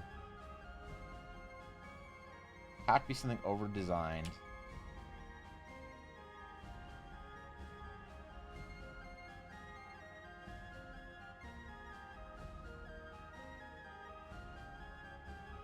Maybe we'll draw his chair a little more too, because I don't want to finish this piece too much, right?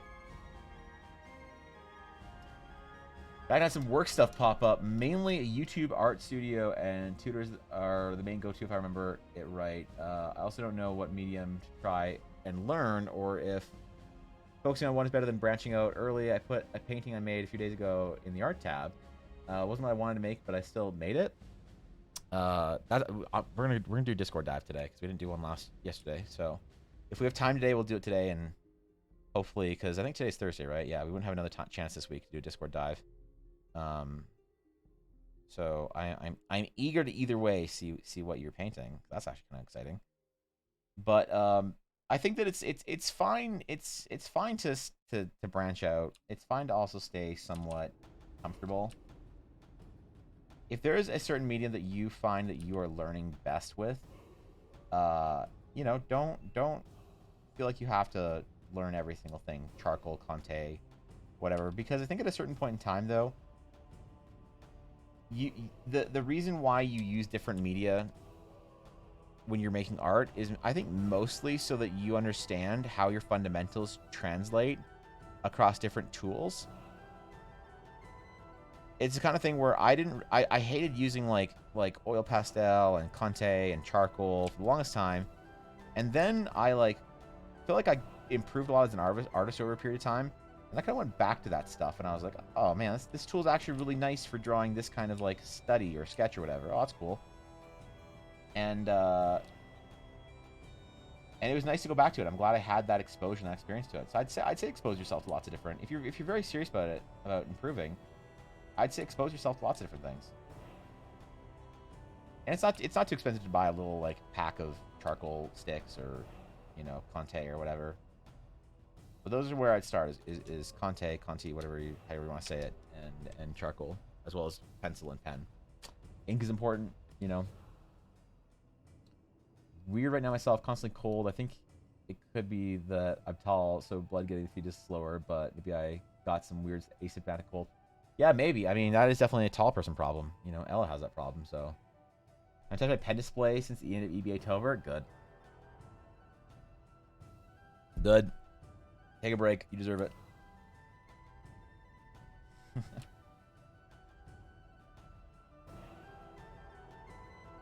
I'm never going to discourage taking a break.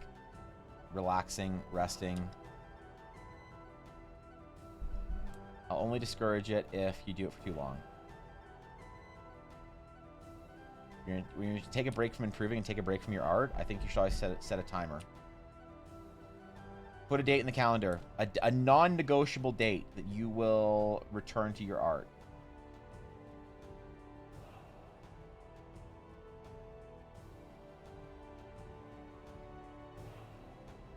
Say, like, I'm going to take the holiday season off or whatever. I'm going to do this or that. But on January 4th, that day of the week, the first X day of the new year or whatever, or like I'm going to take off the summer, but as soon as September 1st hits, you know, it's like, whatever, man. Like, take whatever break you need to. But make a hard, concrete starting date for when you're going to get back at it after it. That's important, too, so.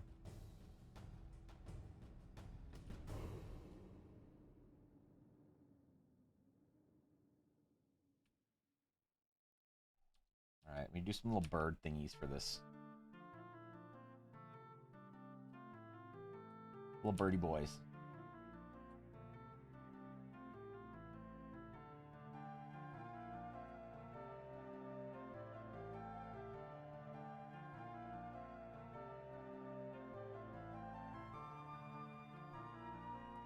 As the Darcerian family, I forget what their last name are indeed proponents of the Mithril Raven Trading Company. Indeed, the Raven is a symbol of the family. So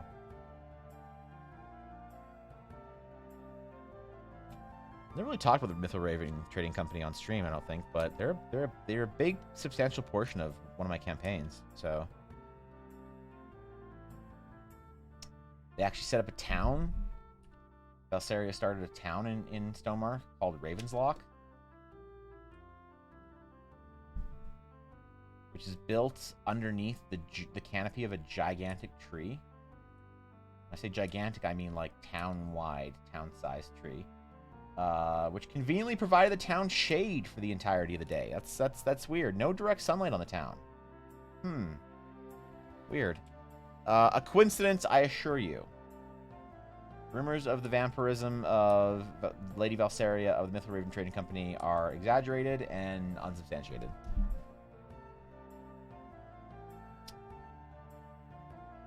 I will subject myself to the 365-day challenge. All right. Maybe what we'll do is I'll do like a super secret badge for those who complete the 365 challenge. And it'll be completely on the honor system, because part of the point of the 365 challenge is that you don't have to post it.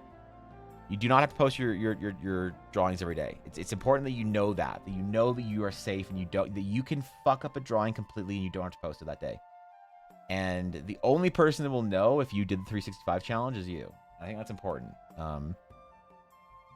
And so maybe I'll do a badge for the 365 challenge, and anyone who does it and tells me that they completed it honestly can get it. I don't want to do watercolors. It'd be nice to make peace with them again, but I wouldn't be upset if I never touched them again. Yeah, I think it's good to try different, like, especially if you're a painter. Understand watercolor and how it works. It'll help you understand how to form colors in other painting media. And the one that I find is the hardest to get people to try is oil, because it's such an investment. They're like, oh, I have to like get a canvas, then I have to get gesso, and then I have to get linseed oil, and then, you know, whatever thinner, you know, oil or some other shit. Then I have to buy the paint, and they're expensive. It's like, it is a bit of an ask, but also, is this a career thing or not? Because if it's a career thing and you want to be a painter, you absolutely should. No negotiation. Like, I don't care if they're expensive. Like, get in the fucking trash compactor, Chewy. You don't get a choice if you want to be a professional. All right, you learn that shit. You learn how to paint properly on all different painting media. But, you know, I don't talk to a lot of professional artist aspirants. I talk to a lot of people who are sort of like hobbyist aspirants. And which is just fine. It's not like that's a bad thing, but it means it's sort of my levels of like zealous insistence on what you do as a student will definitely, I'm not gonna tell someone they have to spend money on do a bunch of shit they don't want to in the name of like learning art in a specific way. That completely changes when you tell me you're trying to be a professional. Like, okay, all right, oh, the paints are expensive. Sounds like you don't get to eat this month, idiot. You know, like that's just the way it's gonna be, and I hate it. No, you gotta figure out how to balance it, but it is important that you invest in these things if you want to be professional.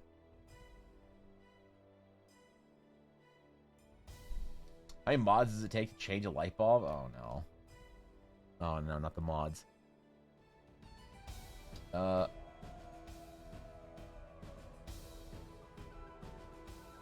want to do the 365 challenge, but I specifically don't want to post all my stuff. Well, exactly. You don't have to. You shouldn't have to. I mean, maybe you should, actually. Maybe you should. Maybe part of the challenge is the forward-facing fearlessness that one encounters when they have to post their work, no matter how good or bad it is, every single day. That's interesting. Also, what's going on, Penguin? What's up, buddy? Good to see you, man. Our current stats on average, it takes a minimum of 3 mods to change a light bulb. They'll maybe require more in some situations, depending on if the light bulb is more than 5 feet off the ground. Is that a short joke? Laser, are you making a short joke for half the mod team? No one is average height in the mod team. Everyone in the mod team is either a tiny gremlin or a gigantic, like, I don't know, mythical warrior. Everyone's either like 6'4" or like 5'2". Not a single mod is like 5'9".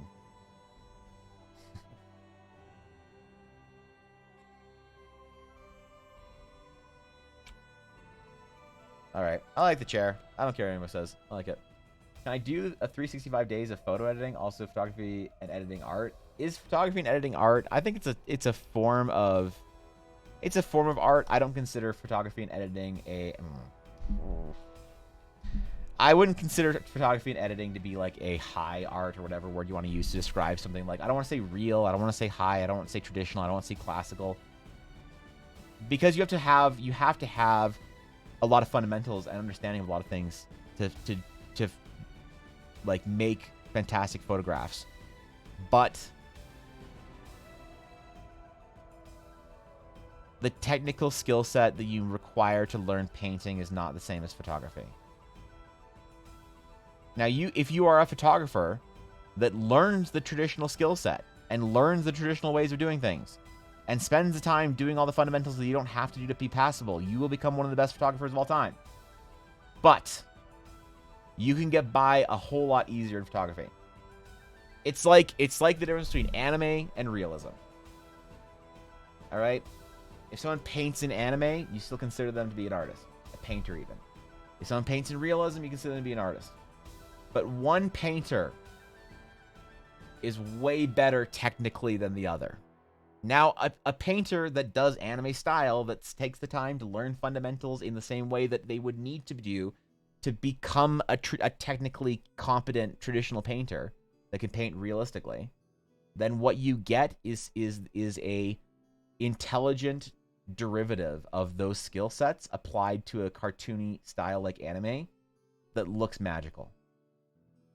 But 98% of artists who pick anime as a style don't do that extra step. Because why would you? Why would you subject yourself to the pain of trying to get better at fundamentals when you could just make something passable? When you can draw the character hand in the same pose that you draw every other character hand. You can draw every character's perspective and eyes and whatever in the same pose. You can draw every lighting as easy as possible. Why try harder and fail and suck at something when you're already doing accomplished work? Especially if you have followers. If you're a mediocre anime painter and you have like 50,000 followers, why would you get better? When you can just do something and just post it and get another like 1,000 followers and like make a bunch of money on prints and stuff, you know? So I'm saying it's diplomatic way to say photographers suck. No, I mean I'll undiplomatically say a lot of photographers suck. I'm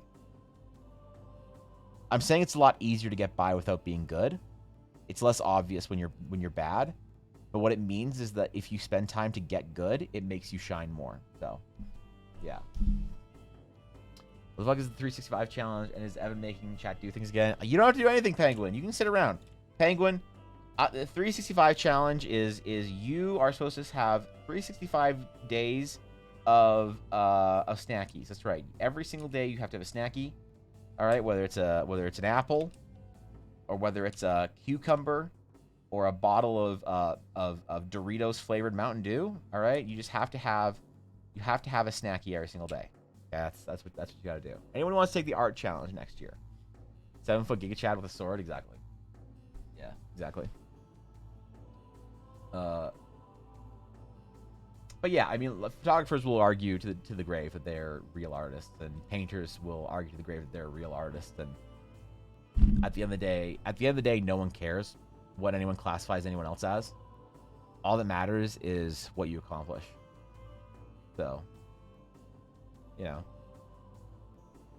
it really shouldn't matter if you're recognized as being like a real artist or whatever, like a real painter or real this or that, or having a real style. All that matters at the end of the day is making people feel something. There are certain things you can do to enhance that if you want, you know. Like, for instance, if you want to be a painter and you love anime and you want to be an anime style painter, you will not be timeless. You will be dated in the era that you are painting. I am dated in the era I'm painting and sketching. Right? A lot of us are. And if you want to be a name that is remembered long after you're gone, if your legacy is important to you, if you want to be an artist in the same sort of like potentially, you know, same vein as the great masters, you know, produce great pieces of work, I highly encourage you to not do something so stylized. I highly, highly, highly encourage you to do something more realistic because that's something that people can relate to in 150 years or 500 years or 1,000 years. People will relate to realistic artwork in 1,000 years more than they will to fucking anime, like, and cartoony shit and whatever. It's just the way it works. Now, there will be a certain affection for that style. But if you like Cuphead and you have like an affection for that sort of like, you know, 1940s, 50s, whatever it is, style of cartooning, understand that your anime will look the same way in 100 years. And you might like it and think it's charming, but it's certainly not timeless. It's certainly dating it, and it makes the project feel vintage, and that's amazing and good. It has its advantages. But if legacy is important to you and you wanna be an artist that is remembered well off into the future, produce great works of art, make some physical works of art, and try and work as realistically as you can. That's what I think. If I must, I'll also post all my work, but I would like, wouldn't that create like a spamming channel? Well, you don't have to post in the Discord. And I mean, posting one piece of art a day is not going to be spam, I don't think. If you're catching up and you're like, oh, I didn't post for the last 12 days or make art for the last 12 days, I'm like, you just slam them all. It's like, all right, it's a little rough. But yeah. Apologies if you saw this message. I think we brainstormed a pretty good idea as Modges in Mod Chat. Also, can you as Mungold rate my transmorg? I did not see that message. Sorry, Thurkin. Is this something important? Do I need to check Mod Chat, or is this a meme? Yeah, is this important or is it a meme? And also, where's your transmog? Where is it? Where'd you post it? Stream topics? Let's see. I have Saffron surround. Oh, so Saffron was actually surrounded by coffee. Okay, that's actually. Okay. You were right. You know. Yeah, it's not a meme. Okay. This is your transmog. All right. All right. Let's see. So the first problem is that you're a Drakthir. Okay. Yeah. Bonus negative points for being a female Drakthir. You know. Let's see. As far as transmog goes, I'd say it's the most Corpa transmog I've seen in a while. Good choice. You know, hide the shoulders. Good jewelry choice to enforce the, you know, although Corpa also very wealthy and less good at Corpa. Good choice for your briefcase. I think this is a good Corpa transmog. Make sure that whenever you heal anyone in this, you also whisper them that say stonks going up, or whatever your big healing cooldown is. Just say stonks going up in slash yell. That's important too. Okay, hold on. What is this thing I need to pay attention to?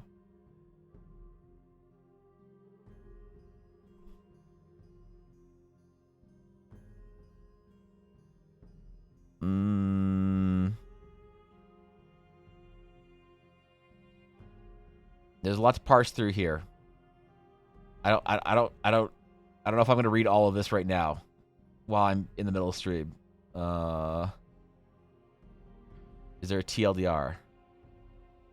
Discord document provided. I think I get the general vibe of it, and yeah, I thought of something similar. Draft stream. Oh, okay. Sorry. All right. I thought I was worried that it was like, now attention. It's important. Middle of stream. Yeah. Okay. All right. Thank you, Blaze, for TLDR. Thank you. All right. Yeah. No. I've been thinking about something similar. So, yeah. Are we almost on a 2-hour break? Okay. I gotta move on to the other project we want to work on today. So, I did see the MX progress. Okay. I did, McBluff. I did. I watched it after stream. Yeah, I didn't get to on stream. It's amazing, dude. I'm so intrigued though. I want to see more. I want to see more. Like I want to see. You know what I really want to see from you? I want to see like a full storyboard sort of draft thing. Right? Like, you know, when you open up like an art book and you see like a full sort of Disney storyboard panel thing, I want to see that from you. I want to see you do a full storyboard for something like I don't know, 80 to 200 panels kind of thing, because every time I see your like animation work, it's like amazing keyframes, but I'm always sitting here left wanting more. So, but it looked amazing. It looked great.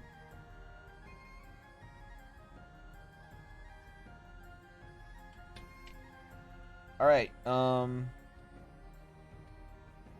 The because we are coming up on our 2 hour, I think this is about as far as we're going to get on this piece. There's a lot we can do to it still, but I don't think we're going to get there. I think we just have to sort of call it where it is.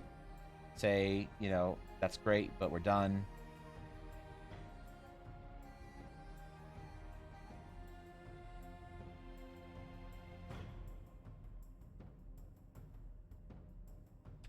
Do a little bit of wood graining on here.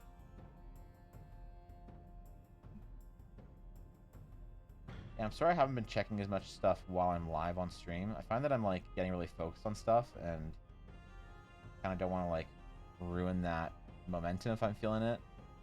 I felt really good at painting recently and like drawing and sketching. I've just been very focused on it on the stream, so and there's a lot of stuff that like feedback and stuff like that. I'm thinking about doing some sort of like I gotta figure out a better way to do feedback. Some series do like a channel point redeem, but I don't really want to do that. I don't know. Maybe have like a feedback day or whatever. Like I'll always end a stream, like one stream of the week with like a feedback section or whatever, just so everybody knows when it's gonna be. I don't quite know yet what I want to do. Gotta be a better way. I mean, hopefully everyone who wants feedback from me just learns after a certain point that I'm just a scuffed wannabe, and they should ask real artists for feedback. But until that happens, I feel like I gotta try and give at least as honest feedback as I can.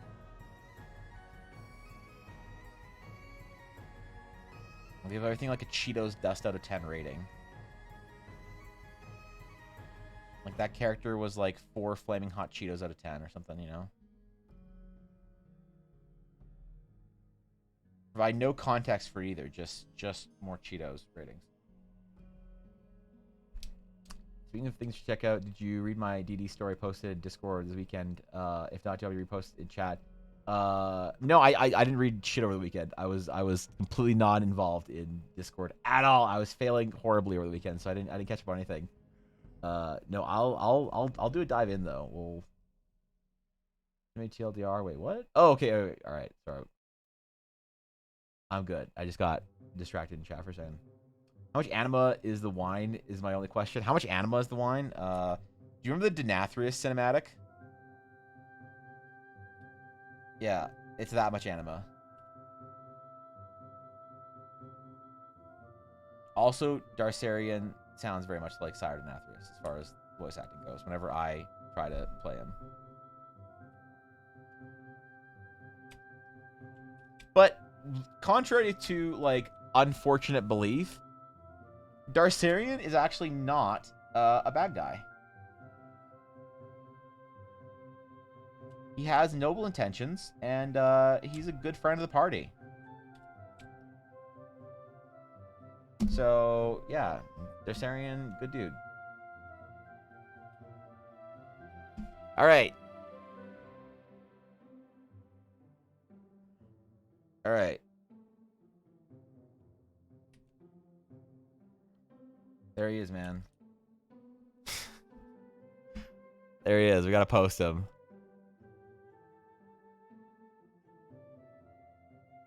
Okay. Tweet. We'll do this and we'll go on my quick little break. Do get more water. All right. How do I even like title this, dude? Yo, what's up, Alana? What's going on? What do I even title this? How do I even, you know? Like, how do I address the internet with this piece? Also, I forgot one important shading. This is why it's important to zoom out on your work often. There's one important piece of shading that I forgot that I was trying to remind myself to do, but I didn't. There we go.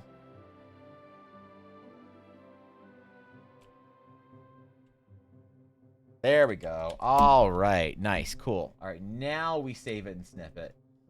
I like it. Thank you, Alana. That means a lot to me. Thank you. Alana, I started stream by saying that there was certain qualities of my art that I was getting accused of. There were certain qualities in my characters that I was getting known for that I didn't like getting known for. Certain things that I found was a little bit unsettling to me as far as my, you know, general progression as an artist, and so I decided to, you know, make available my other abilities. So, Yeah, I'm trying. That's a big compliment, Alana. I'm glad you like it. Imagine being asked if you're man or beast in 2019. Despite what people are saying, Garcerian is not a vampire. Yeah. Is this the tweet? We have 3 options for this tweet. 2, man booba, or 3, a new era for EBA. Yeah. Yeah. Or do we just, is this, yeah, which one do we choose here? Garcerian, the Dark Merchant. You vote 2? What is a man? I guess that's what is a man? A man. A miserable little pile of secrets. Yeah, these are all options here for a good tweet. Sire, sorry, sires. Okay, dude. Okay. Yeah, look, there's options. Yeah, or I just write, I couldn't figure out what to write, and these were the options. Here are all of them. Please read the one that relates. Your no.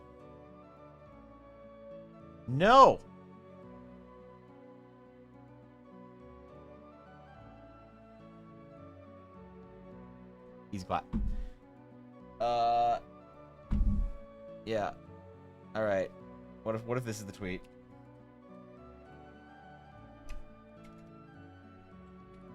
I can't figure out what to write, and these are couldn't figure out what to write. These are the options. Oh, couldn't figure out what to write. These are the options. How do we couldn't figure out what to write. These are the options. I don't know, man. Maybe we just write meme over. Maybe we just write that. Yeah. Number 4, you have an I instead of an A? Oh, that's better. No, you can't. Listen, you can't fuck around with Twitter. You have to listen, that's intentional. If you have a spelling mistake in there, in your tweet, then some person will try and correct it, but what they've done is they've just commented on your tweet and increased your metrics. Yeah, that's, this is, yeah, proof that Evan does in fact draw all boobs. Okay, there you go. Just Darcerian, the Dark Merchant, though.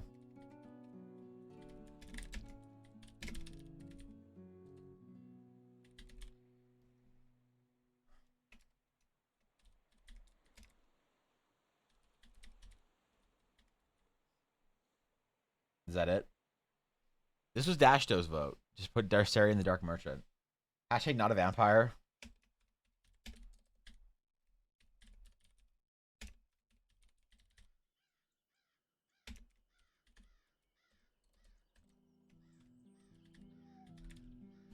Is this it?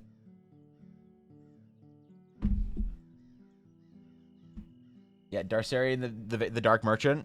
Hashtag Eldara. Hashtag Realms of Eldara. Hashtag not a vampire. Hashtag no really. Hashtag okay maybe. I'll hit tweet. Don't think I won't.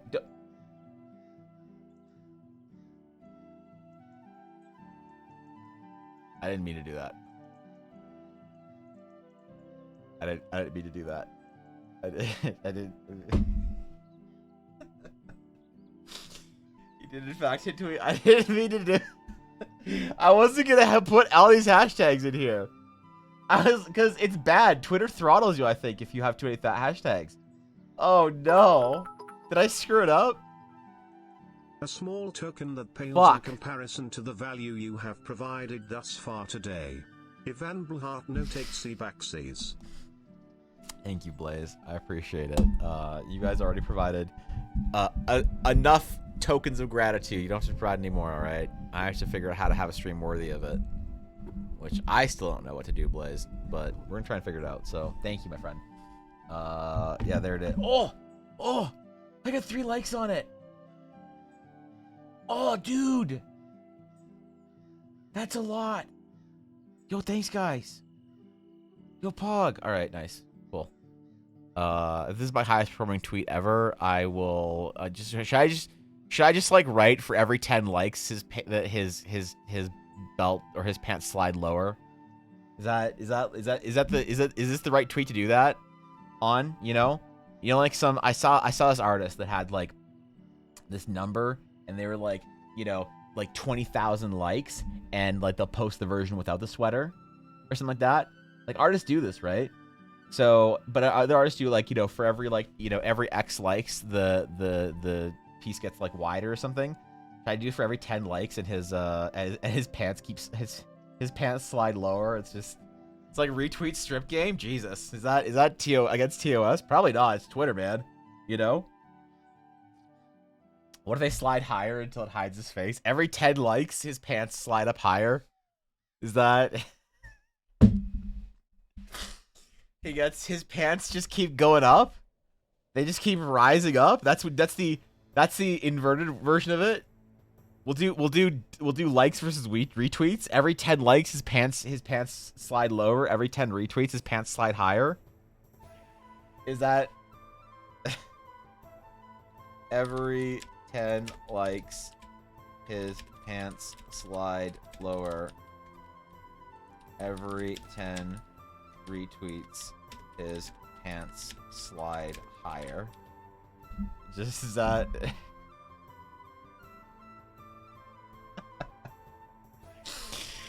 This is why I don't want to give my social media over to somebody completely, because I enjoy this, man. I enjoy this game. Oh shit, 7 likes? Wait, we almost have to draw his pants sliding lower at this point. Oh no. This is not good, man. We need to get the retweets in there so he pulls those boys up, alright? This is it, man. This is the social media war of the century, is the likes versus the retweets. People that want to see Darkseid with less pants versus more pants on it. Need a world build kind of underwear Darkseid wears stat. Yeah, alright. What kind of underwear does Darkseid wear? This is important, okay? 9 like Jesus! Okay, relax. Calm down, guys. Calm down. Okay. I'll be right back. I'm gonna go get a new colder water. This water is warm and dry. It is drier in here than the Sahara. It is drier than the fucking back of a camel. Alright? Alright, last time it was Faye holding Evan hostage, so he drew more booba, but now they say it's too much booba.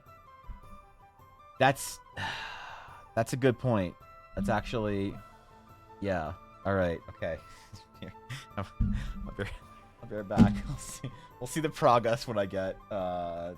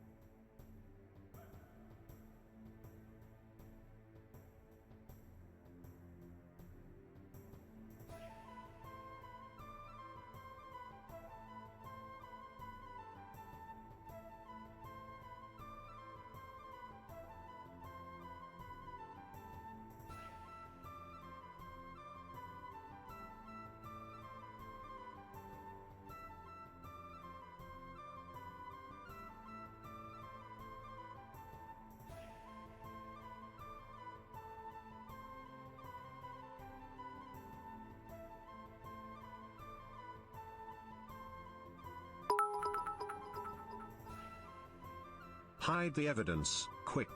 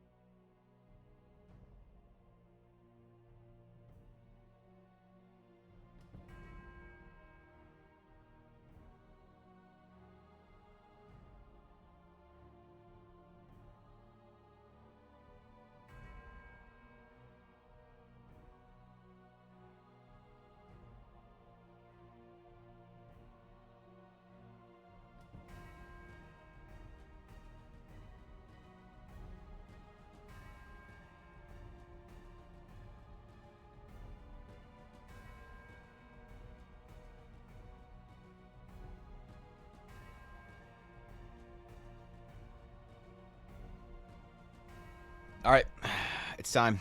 We're back. We're back. I'm good. I've recolded my water. It is now once again cold. All I did was stick it outside for like 4 minutes. Good. Gonna go sketch some, maybe a bit more. Good luck, Guapo. Good luck. I believe in you. Thank you, Bluff. Thank you, Viddy. Appreciate it, guys. All right. Let's see. How's the street doing? Darcerian the Dark Merchant. Hashtag Eldara. Hashtag Realms of Eldara. Hashtag not a vampire. Hashtag not no really. Hashtag okay maybe. 4 retweets in favor of his pants sliding higher. 9 likes in favor of his pants sliding lower. Y'all are messed up. Yeah, y'all are messed up, man. All right. Okay, man. That's good shit. All right. Close out that. I should post one on Tumblr, shouldn't I? Okay. All right. Now for today's main event. The dramatic conclusion of Evangeline. All right. Oh, God. Why were all these zoomed in? Okay. This is... Yes, on Tumblr, but only his chest? Okay. All right. Hold on.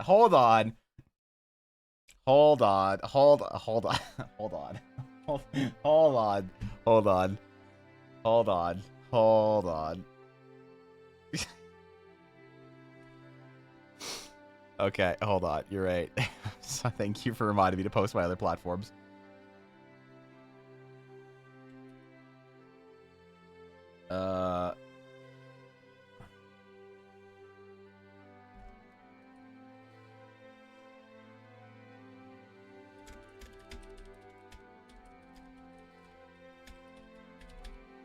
This is my secondary post on Tumblr. Hashtag booba. Hashtag male booba.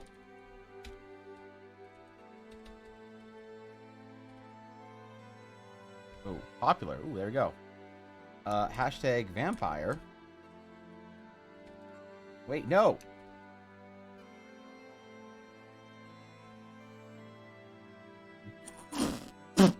Vampire receipt. All right, cool. Oh,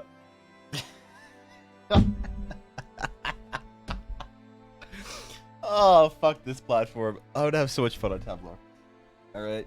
All in Tumblr's ABA currently have a 1-to-1 female to male boomer ratio. That's true, actually. That's look. You're not wrong. Somewhere on the internet, it happens. All right.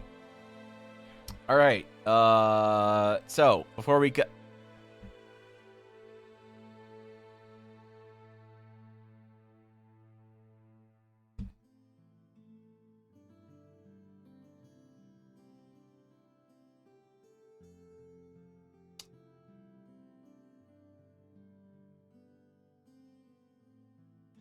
Give me 1 second before we start the actual project today.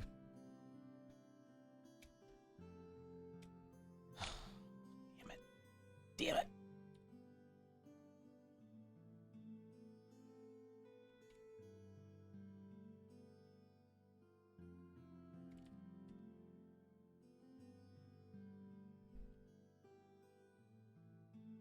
Damn it.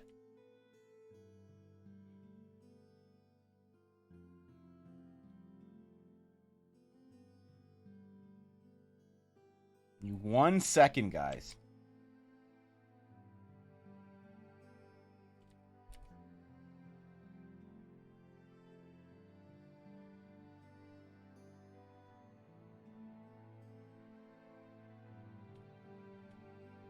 Give me 1 second. This is proof that time arcs towards justice in the end. Does it?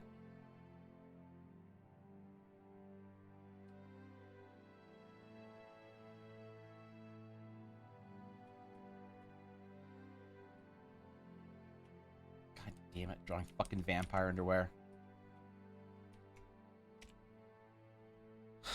All right. Is this what you wanted?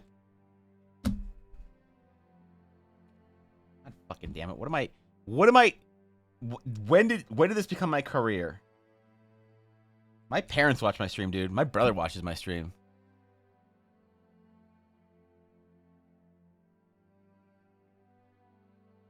Not anymore.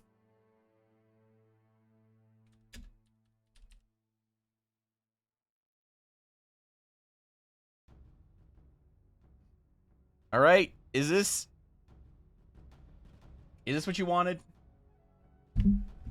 Nope. Yeah, me either, Venus. You and I both. Okay. All right. You and I both. All right. Now we can actually draw real. Wait. That was from you, Guapo. Thank you for the 100 bits, Guapo. A tip for your generosity. Thank you, Blaze. Yeah. All right. Cool. Now you scale to 20 likes to drop it lower. All right. Relax. We're not gonna encourage this kid. The meme needs to go once in either way.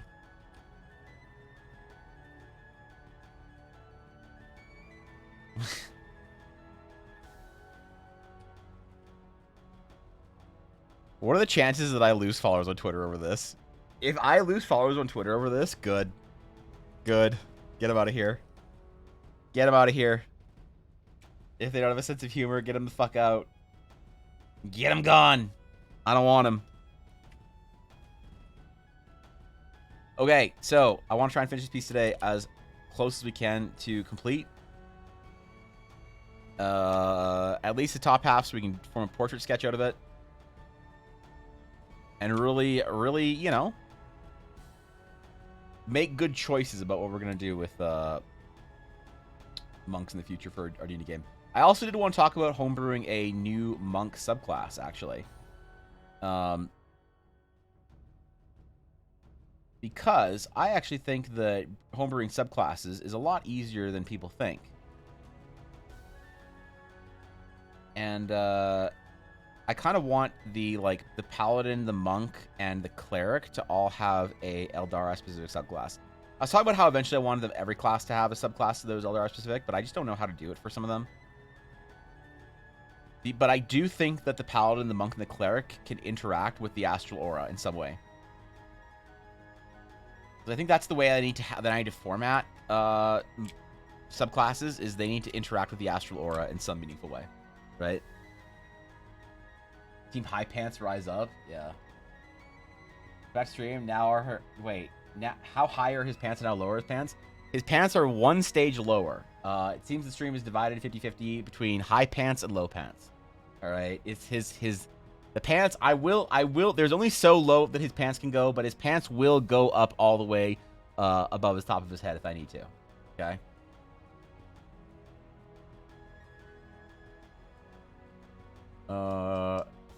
I'd agree they're working on making one each for my setting. You can do astral self for reference. That's a good point, actually. That is a good point. I think way the astral self is a good good starting point, maybe. But yeah, I want to have the astral aura incorporated in thematically in sort of lore into each of these classes and subclasses. Because I think that's something unique to Eldara, and it's unique to my setting, so why not have it be a unique player option? Like, if you really want to play the canonical sort of like Eldaran monk, I want there to be lore, I want there to be skills, I want there to be abilities, and I'm okay if it's a little broken, if it's a little powerful, you know? If it's a little fun to play, maybe. Being broken and powerful is one thing, but God help us if we make it fun to play. Then people will really lose their mind. That's when people get aggressive about this on the internet. It's like, you can make a broken subclass and no one cares. But as soon as your subclass is more fun to play than the other subclasses, everyone's like, hold on. Who do you think you are? Who is this Matt Mercer wannabe? Someone's making their own homebrew D&D content. Matt Mercer wannabe. I bet you started watching D&D when Critical Role Season 2 came out. I bet you even have a home game, bro. They got fighting words on there, man. I am actually interested in posting something like something Eldarin related on Reddit one time and seeing what happens.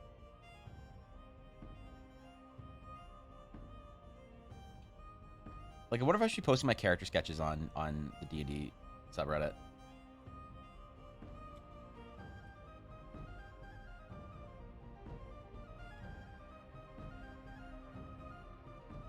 Part of me wonders.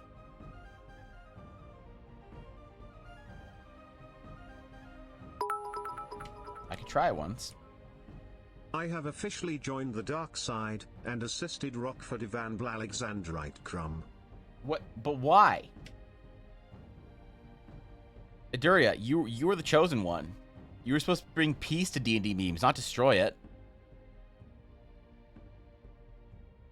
You were my brother.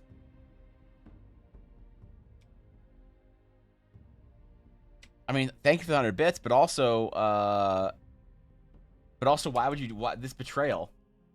I'm not Matt Mercer. You're not Matt Mercer. I thought we were all Matt Mercer. I thought if you tried to do anything homebrew related in D&D, that you just became scuffed Matt Mercer. That's what has the internet been telling me this entire time. Yeah. Armpit pants. Yeah, his pants will get that high if they are required to. So. Post beginning my take on the subclass in general chat on the monk. The astral self, work in progress. Wait, no, astral self or Way the Astral Sage. Oh, Way the Astral Sage. Oh shit! You actually developed the one with the conjuration of weapon. Holy shit, dude! I gotta make some art for this. This is fucking sick. While your Astral Atlas is equipped and in range, you gain the ability to conjure any simpler martial melee weapon. Conjured weapons are stored in the Astral Atlas and can be recalled and changed at will. That's fucking sick.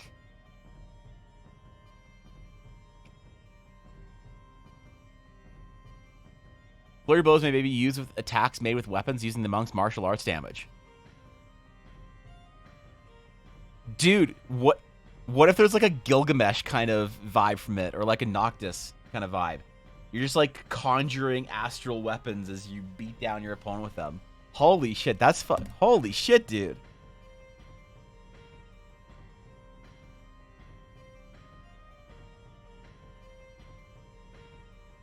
This is awesome. This is really cool. This is really cool. Holy shit, man. If I'm missing Gilgamesh, the Gilgamesh vibes of open the gates of Eldara. That's like the top tier monk ability is called Gates of Eldara.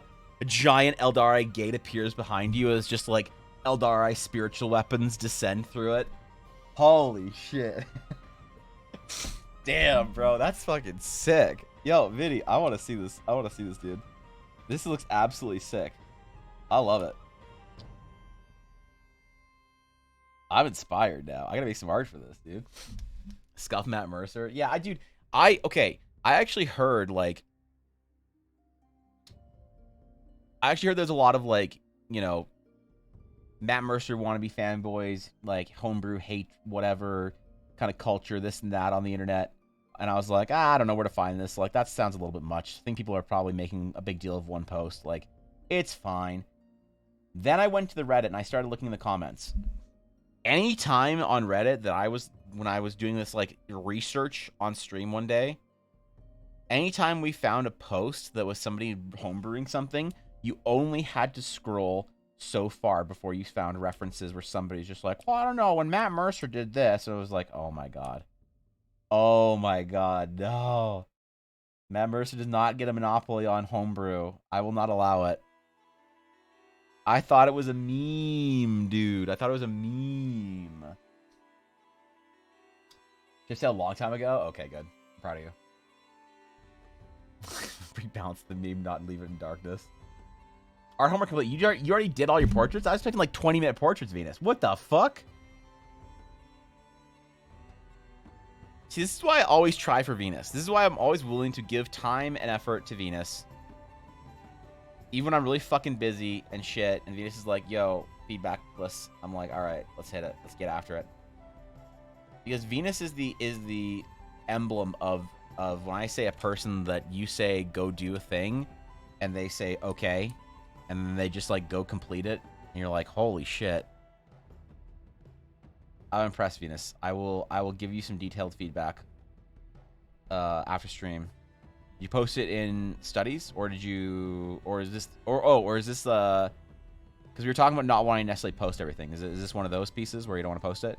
Which is fine. I'm actually torn on whether or not I should make the challenge required to post, because I think I shouldn't.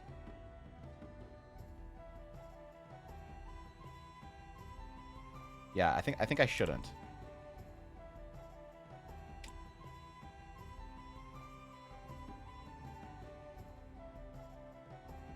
Cancel Vulture, Magpie Vultures, yeah. That's deity Reddit. Gilmish vibes, I'm here for it, but I need some Gates of Eldarion. Yeah. Summon the Gates of Eldara. Just a blinding white light appears behind the caster. Their eyes go pure white and begin to glow as they levitate off the ground. And summon an arsenal of ancient Eldari weapons. I would need to figure out a design style for Eldari weapons, though.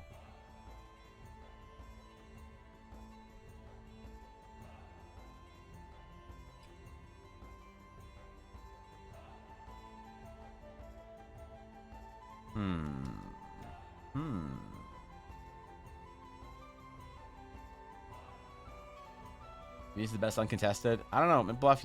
I was describing people that, you know, I am willing to give my time to, that I feel like are people who have earned investment from me, like personal investment, where I'm now invested in their success.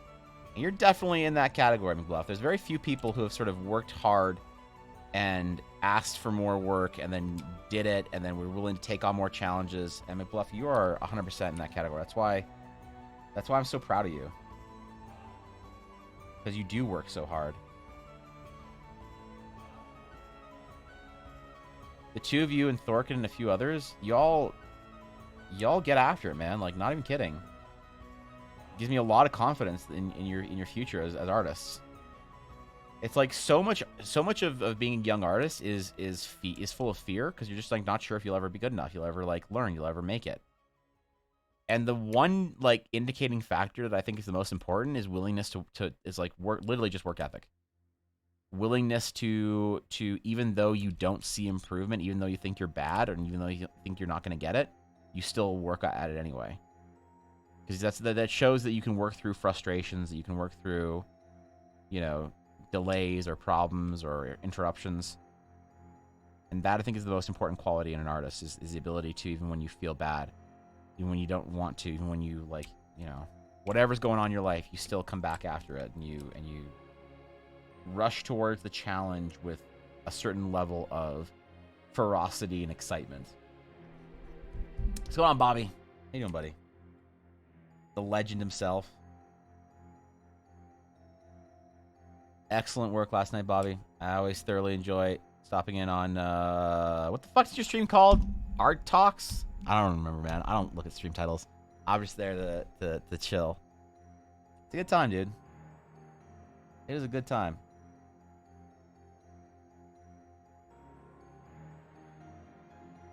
Alright. Alright. Hair is almost shiny enough. This like sort of reverse hatching thing is kind of like it's talkative. Yeah, okay, I know it was a dumb pun. Alright. Yeah, okay. Alright, thank you. I feel like part of me knew that, so it's a good time, man. You and Raina are fun to hang out with. I need someone to hang out with me on my stream and read chat for me while I'm arting, and then I might actually get something done.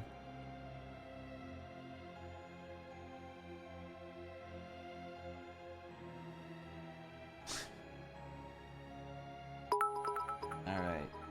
Shine complete, I think. Hey, now, Evan, anyway. so What? I just came home and that Yes. means puns. Why are dwarves Right. such good stone workers? Why? Because they never take anything for granted.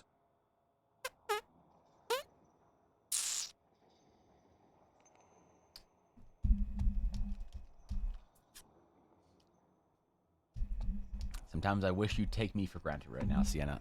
Thank you for 100 bits. Thank you for that. You know, that's just great. That's something I feel like I needed today. So thank you. It's incredibly helpful. I know. It seems like a good time. It seems like a good time. It is a good time.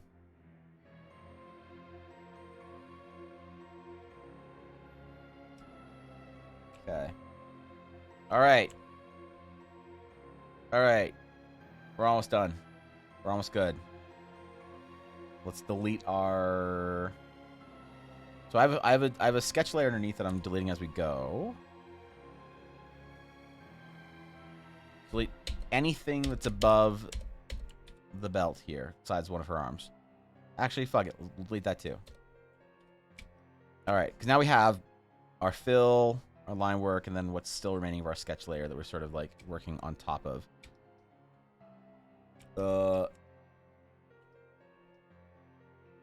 Nice.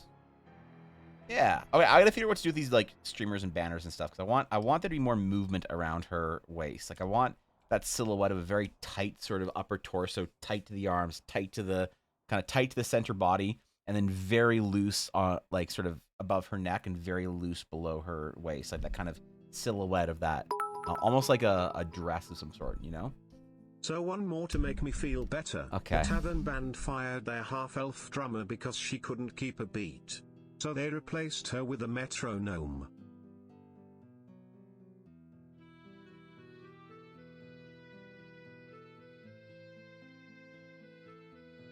Okay. All right. Now we're reaching. Okay. All right. Thank you, Sienna. Thank you for the 100 bits. And thank you only for the 100 bits at that point. I don't know, Bobby. The D&D community loves puns. Like, I'm worried that if I actually do like a D&D show of some variety at some point in time, because I do want to do a D&D game on stream. Probably not anything to the level of CC. You know, you guys are insane. But just like a scuffed CC basically, for like a couple months or something like that. Do a short little like single series. I'm worried because I don't know of a single D&D like show that doesn't have some kind of a dumb pun in their name. I just don't know if I'm not sure if I can keep up. I'll call it like Eldarin Adventure, Mysteries of the Shattered Sea. And it'll be like, where's the pun? Where's the reference to D20s or criticals or alignments or puns to do with cantrips or initiative or bonus or proficiency?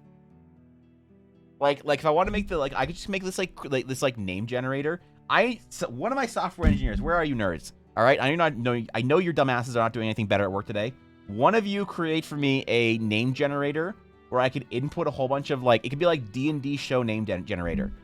And it'll just generate random names of like proficiency critical bonus, or like dexterity saving naturals or something, or whatever, right? Like, and I can just keep hitting the button until I get a good enough name that I can make a D&D show out of. So, I don't know if you need to guess when that comes, dude. That would be fucking sick. Are you kidding, Bobby? 100%. That would be sick, dude. Absolutely, Bobby. I would love playing with you. Are you kidding? What about Wave Ghost Monk? A monk that can change energies, displace themselves, able to dodge attacks, bypass armor, by phasing through them, eventually allowing them to walk through walls or floors. So actually, entities, the Astral Knight has something similar. So the Astral Knight has... Do I have an image of the Astral Knights? Astral Knight? No. Knights in the Astral Sage. I do actually have a subclass of the Astral Sage called the Astral Knight. Okay, hold on. I also do all my item designs in this document for some reason. Yeah, so I have the Astral Knights. which are basically like astral sages, but they use their astral sage energies to imbue runes into their weapons instead of actually activating astral like runes in spellcasting, traditional spellcasting ways. So they actually can augment their attacks to do something similar. So you can like activate a series of runes on your attack whenever you attack, and you expend the rune for the day. So it's kind of like spellcasting attacks that, or spellcasting abilities that deal with an attack roll, basically, of your weapon. So you swing in your attack, and you can choose to like activate a rune to like ignore armor, where your blade will like pass through all, you know, non-organic or non-biological material, but slice through all, Hey Evan, you know. I lied. This might be the last one. Did you hear about the bard who became a farmer? Nope. Now she can turn up the music and drop the beat. What? Drop the beat, like what? Like seeds or some shit? I don't get it. See, that wasn't even a pun. That was just you fucking with me. This is you trying to convince me that okay, all right, okay, dude, all right, fucking okay. So yeah, so they can change and augment their abilities and their attacks with their weapon to like do like explosive lightning damage or something like that, or they attack their attack arc grows or something like that when they slash or something. You can activate multiple together. So I kind of have a similar thing with the Astral Knights. They're like rune engraved astral sages that also write their runes onto their weapons as they commune with the stars instead of like communing with the stars with their astral atlas. So something similar, maybe not as cool as your idea, but something similar. Wait, wait, that's for. I didn't mean to open that up. My bad. Yeah. Okay. I missed a lot of chat. I'm sorry. Fuck. Oh, turnip. Okay. Okay.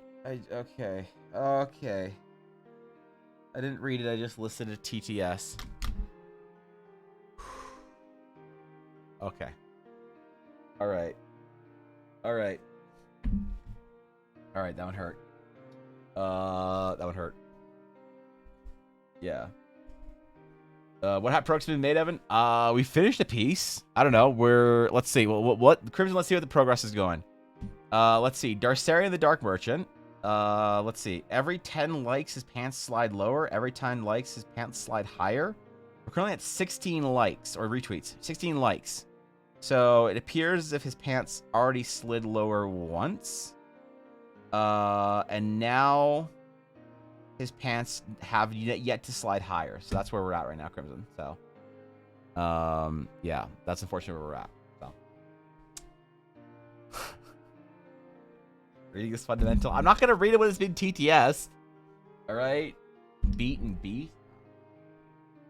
Okay, dude. All right.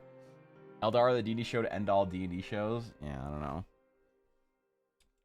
I actually have a plan for a D&D show that I want to do. A short little 4-part thingy. An event. But I have to find some specific types of streamers, let's just say. Monkey. The what? Red-necked owl monkey? What is the red-necked owl monkey?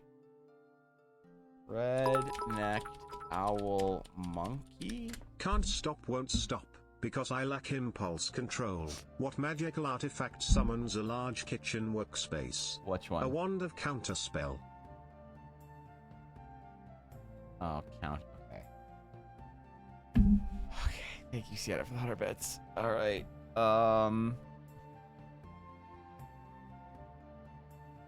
That's pretty good.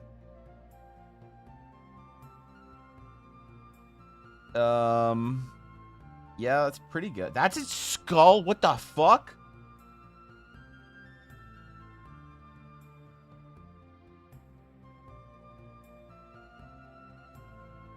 That's pretty good, I guess. That's like, I give that a solid, like, I would give that a solid, say, 7 bananas out of 10. Good monkey. Yeah, nice. Nice. Good one, Aduria. That was a good one. Thank you, 100 bits. It's me after my third cup of coffee. Yeah, just fucking buzzed. Bro, for being as tired as you were last night, you seemed fine. What do you mean? You don't need coffee. You just need art and it's Twitch. Right? All right. Okay. I still don't know what to do about her, like, fist weapons. I don't know if I want to do, like, a cool glove or, like, a cool whatever. I also tried, like, an open hand thing. Like, she had one hand open when the other hand was, like, you know, ready to strike or whatever. But I don't know. I like the silhouette that the closed hand forms. That sort of, like, reinforces the motion. Maybe we could do something like that with her hands. Her fingers open. With, like, fucking knives and shit on them. Like a blade. And, like a big sword or something. I don't know, man. I don't know. All right, we're almost done. We're almost done this piece to the point where it can get portraited, which is all it needs for Patreon. Remember that.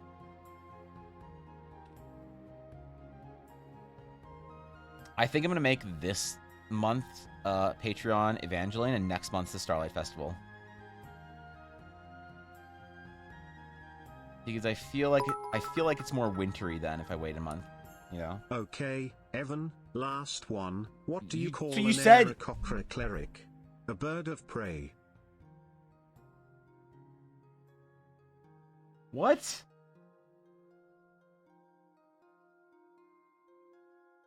What do you even mean by that?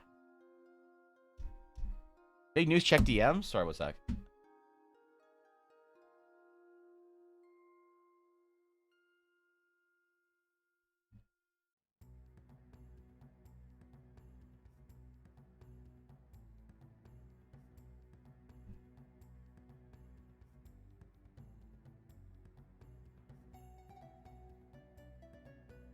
A message from Warcraft. Delivered from game director, franchise director, John Haidt. Citizens of Azeroth. It is with great joy that I announce Chris Metzen has joined the Warcraft leadership team as creative advisor. Chris's focus initially will be on World of Warcraft, and his work will expand to other projects across the growing franchise. Chris was one of the original team members working on Warcraft Universe back when it began in 1994, and we're so happy to be reuniting with him for the world he helped create. John Haidt, General Manager, Giga Chad Warcraft.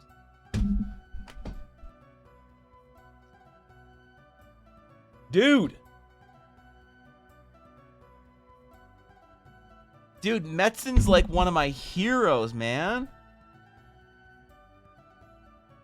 Dude, one of my most prized, coveted possessions is the photo I got to take with Chris Metzen at the BlizzCon benefit dinner before BlizzCon started one night. All right, me and the Mets. Holy shit, bro. Chris Metzen back on the team. Oh, man. Dude. That makes me happy. That makes me happy. Yeah. That's a feels good, man. That's a people happy. That's a available okay. Holy shit, dude. That's awesome. That's cool. That's good news, man. That's good news. Chris Metzen was always one of my inspiring sort of like the aspirational figures. I always wanted to create my Warcraft or my Azeroth. This is sort of the way that he helped shape Azeroth and Warcraft. And I mean, y'all know I'm very inspired by Warcraft, right? It's not even a concern. That's amazing, dude. That's some of the best news I've heard for the game in a long time. I wonder how like substantial his role will be, but I hope it'll be substantial. Damn, man. Also, thank you for the 100 bits. Sienna, I still don't get it. Yeah. Punk rock handshake, yeah. Why not? Some sort of pixel art without trying, then my paintings. Yeah, you just gotta stretch out, Gabby. Maybe Kung Fu Leopard punch something other form. Yeah, something like that. I don't know. I don't know what to do with her. I mean, yeah, I feel like having 2 closed fists is like not quite what I want out of her pose, but maybe it's what we get.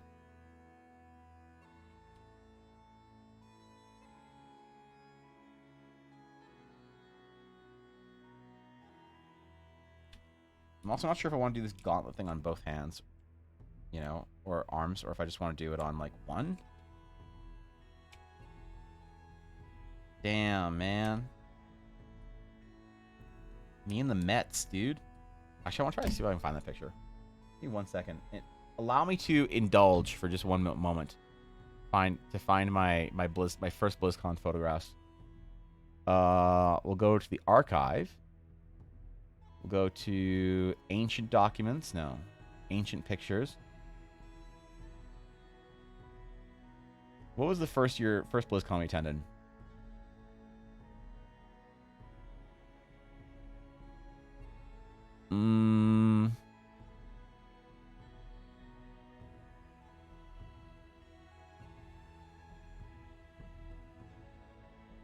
Have Mark Messenger. Mark Messenger, who is one of the directors. He directed a bunch of the most important Blizzard cinematics. That was cool. Where's the Mets, man? Was it in 2012? I was not in school when I went to the first BlizzCon. Was I?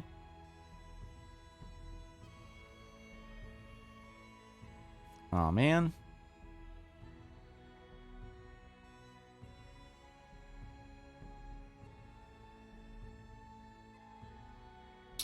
Yeah. I don't know. I don't think I... Well, maybe. Well, maybe. No. No. Too old. Too old. That's almost high school, Evan. Oh, God. 2014. No, it's just Japan. Oh, man. Yo, Ella, if you have those BlizzCon pictures, can you send them to me? I know you're watching. Lurking. Stalking. Waiting. Waiting for the moment that I say something, that I slip up. Waiting to come at me. No. Yeah. All right. Well, that's okay, dude. I'm sure I have my picture with me in the Mets somewhere. So that's rough. I wanted to look back with the advent of this news. That's awesome, dude. I'm really excited about that. Actual living legend Chris Metzen returning to the game. Holy shit. Damn. On bed now, night. All right, Sieta. All right. Good luck, Sieta. Whatever your endeavors are this weekend, whenever I see you next. Just good luck. That's all I want you to remember. Okay.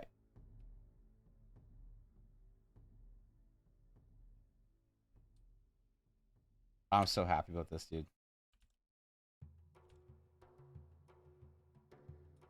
I'm glad Metzen's feeling like he wants to come back to the games industry.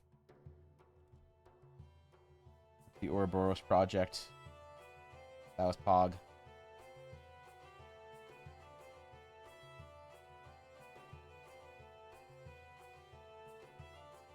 I wonder if he's still doing stuff with War Chief Gaming then. Tiger hand pose? What is tiger hand pose? Yeah. Is that like some fucking tiger shit or what? Or I don't know. Like claws or something? I don't know. I don't know shit about hand gestures and monastic traditions.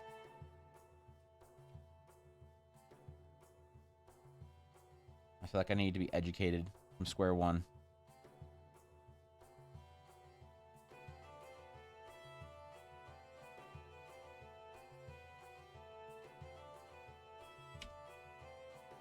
I do like the idea of having this, like, spectral sort of, like, fist weapon hovering just past your fist on both sides.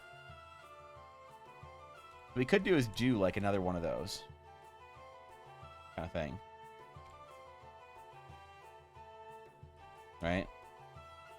Do, like, a big spectral fist weapon. Alright, Pez, look up Hungar Kung Fu for the reference.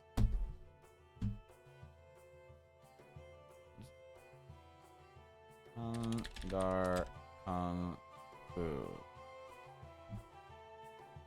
Hungar Kung Fu Tiger Hand. Oh. Oh. Little clawsies. That's kind of cool. Yeah, little claws. I mean, that is very Nyathar-like, but I think you're just trying to get me to draw her doing this eventually. So I'm not sure if I'm satisfied with that. This gets more than homework asked for. It's pre-Christmas classes are weird. We get free time. I spend it sketching away. You get free time in classes right now? That's pretty nice. I remember getting that during exams or leading up to exams at the end of the year, but in the middle of the year, that's kind of chill. You know?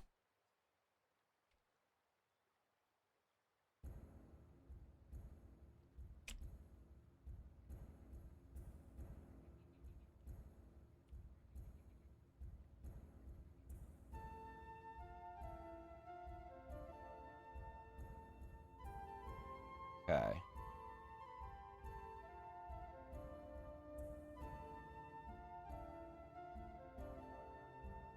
Extra weight added to her arms, you know, because that's what you should do for a monk.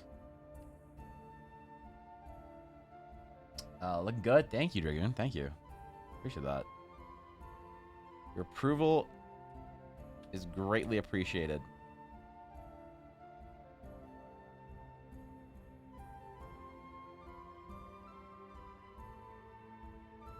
Get the Nature Saga Sage or Nature Sage idea I proposed. Nothing revolutionary, but I liked the concept and enjoyed. Wait. The Kinesthetis from Pathfinder? What the fuck? No, I didn't see it. Where'd you post it? Did you post it in Discord? Or was this the thing in chat I missed? Because if it was Discord, if it was chat, I have no excuse. If it was Discord, I have not been really able to be any kind of a present in Discord for a little bit, which is not a good thing, but I've just been very overwhelmed by messages and stuff. Which I do apologize if anyone is still waiting on a reply from me for anything DM related. I don't know why, but I've been getting a ton of DMs about shit I don't care about. Which is making it hard to respond to people I do want to respond to about things I do care about. A lot of, like, yeah, I don't know, requests for last minute jobs and things like that, and just, like, it's been kind of weird. I don't know. I've been having a weird vibe on Discord DMs and Twitter recently. It's just been very kind of strange and maybe a little bit eerie. Tactical Nya vibes. All right, Venus. Good luck. Unless we're having a test. All right. Good luck. Good luck, Venus. Kinesthetic Pathfinder is cool, but not the best limitation. Like how it's a style of Constitution-based casting class. A Constitution-based casting class. I don't think I've ever played it. Things there's so much built into Pathfinder that you just, like, don't necessarily you just, like, aren't able to follow all of it, you know? It's kind of like following old 3.5 content. They write how many books, but how easy to get through all that and learn every class and learn every ability and every spell, every talent, every feat. But I don't know, man. I gotta think more about how to do subclasses for the Astral Sage. I gotta finish the Astral Sage class. Finishing the Astral Sage class and the Astral Knight is, like, the Astral Sage is I think my most important project that I'm working on ish. But I'm just, like, not really confident in posting stuff for it. I just feel like I'm not able to balance as well as a lot of people, just because I don't spend my focus. It's like, it's not my focus, right? So for me, designing something in D&D is more about flavor and thematically how it feels to play, and does that reinforce and tell a story. And I'll admit, I'm not that experienced in balancing. I don't spend too much time worrying about balance. I always find that any time I spend thinking about balance is time lost thinking about the important stuff to me, which is like general feel and like player experience. But it's important if you're gonna like, if it's fine in my games because I can balance on the fly. I'm like, okay, this is too powerful. All right, we need to change this shit.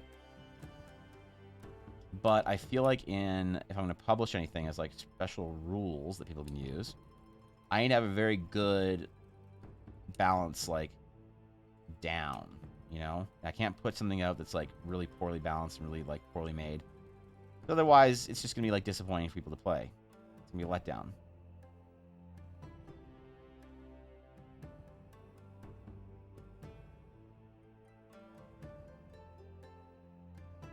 I can't just put a note on everything that like, oh, by the way, if this thing's too powerful, just nerf it. You know, because like, what does that mean? A lot of people don't have that kind of experience that like, you know, I might have over how much time DMing that I can like balance something on the fly pretty easily, and it's like pretty comfortable for me. A lot of people, they're like, well, the reason why I'm getting the 7 is because I can't like do all that shit. So why else would I want your dumb idea unless it was like a well-balanced, implementable thing for my D&D game, which is completely... I mean, no one said that, but that's what I imagine.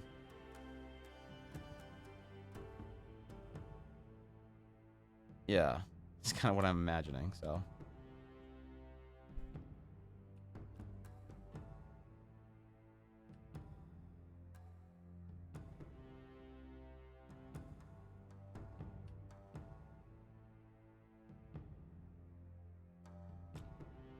All right. Really getting super good thick armor vibes out of this.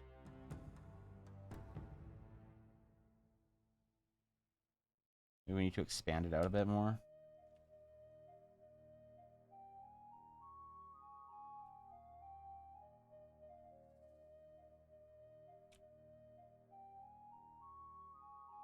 You know what? I like the idea of monks being able to wear a little bit of armor, you know? I'm playing at a hydrokinesis at the moment, but yeah, Pathfinder's a lot. Great for play and customizability, but it is a lot. It's like a lot to parse through, you know?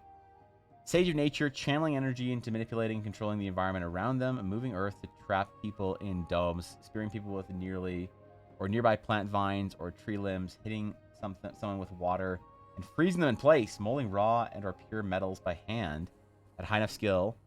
The essence of nature and everything that is the product of nature being extensions of themselves. That's really cool. I like that. I like that. That's thematically very, very sagey, I think. At least my interpretation of sages. I do like sage things.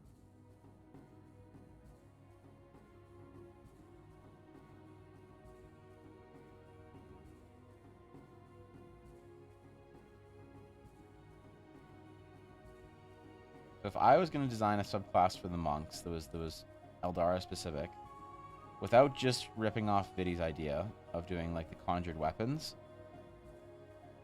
some of the things that I was thinking about were like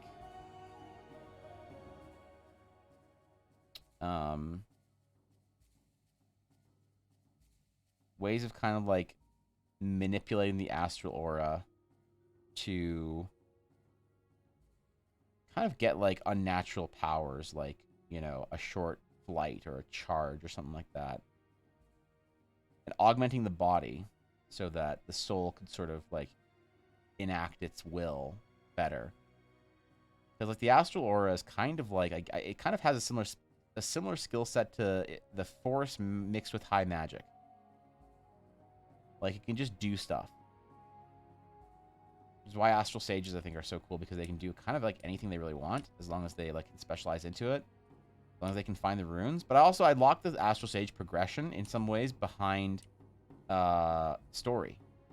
Like you can level up, but you learn new spells by like going and visiting new runes or consulting new sages. It's a class that I find very important to have like a heavy RP element for. So I need to find a way to write it for somebody that doesn't have to be like, oh, I'm giving them their abilities or something, you know? Monk that use a greatsword. What about a monk that you can use a greatsword, but also fly on the greatsword like a surfboard? Yeah. Where are we at now? Kusarigami, really? But I wanted to have closed hands, fist, punchy boy stuff. One reference, one non-reference in stream topic. If you're looking for hands, yeah, let's see what you got.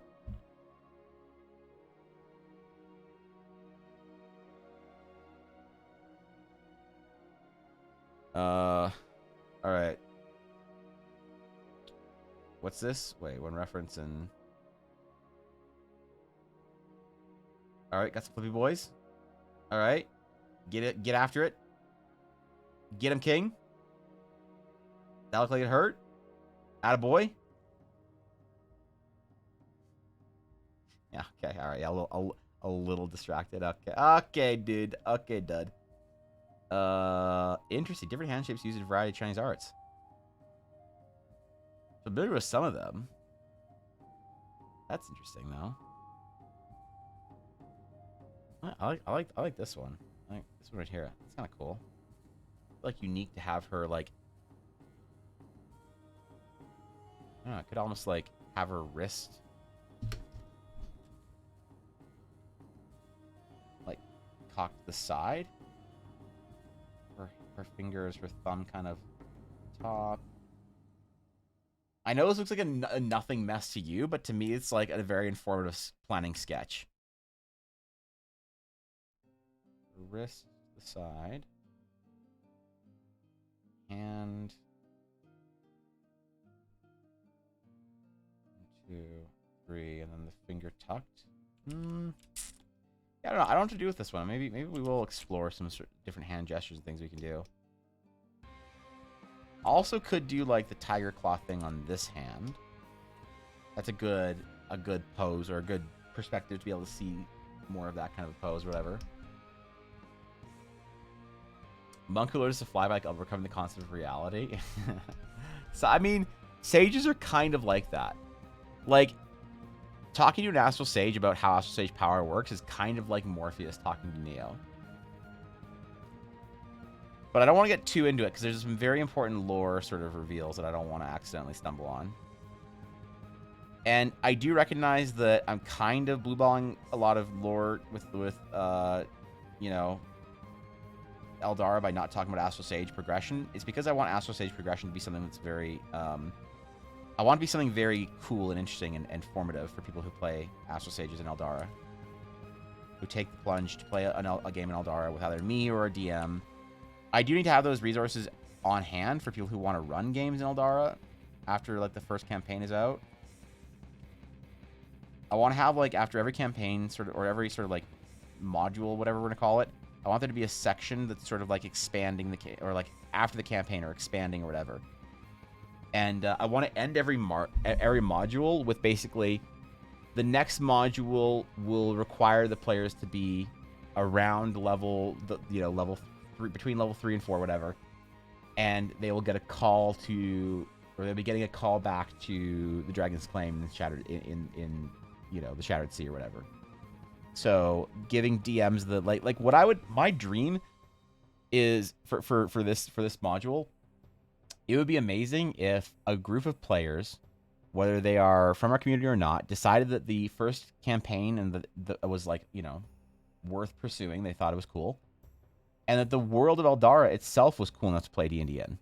And that there was enough stuff that I've written and enough stuff that I've made art for that was worth their time so that they could do the first module that takes you to level 3 or whatever. Like do the very first one, which is like a prologue. Do the actual formal first one, which takes you to level 3 or 4. And then just go questing in Eldara until the next module's out. And it's like, okay, this next one is based around level, 5 through 8. Okay, well then they can spend some time, like a couple months or whatever, playing in the world. The DM can invent islands to go to and invent things to explore and, maybe like have ideas for story threads of what some very Eldara specific kind of stories could be. And it'd be amazing if there were like players playing in this world while I'm developing it. But that's a big ask. That's a lot of work on my end and a big ask for a group to. Why would you play in my world as opposed to like anyone else's? As opposed to the DMs, as opposed to Favorite, as opposed to Star Wars, as opposed to, I don't know, Warcraft. Like, why play in mine?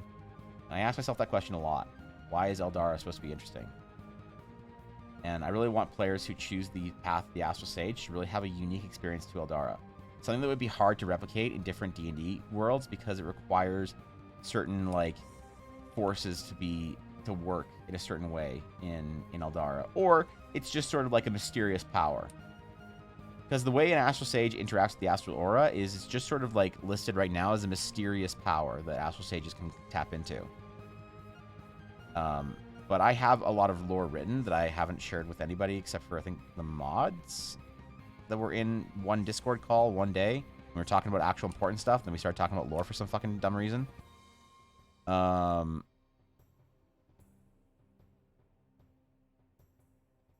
there are even secrets of Eldara that even not even the mods know, man. Not even Ella. Ella doesn't know some stuff about Eldara.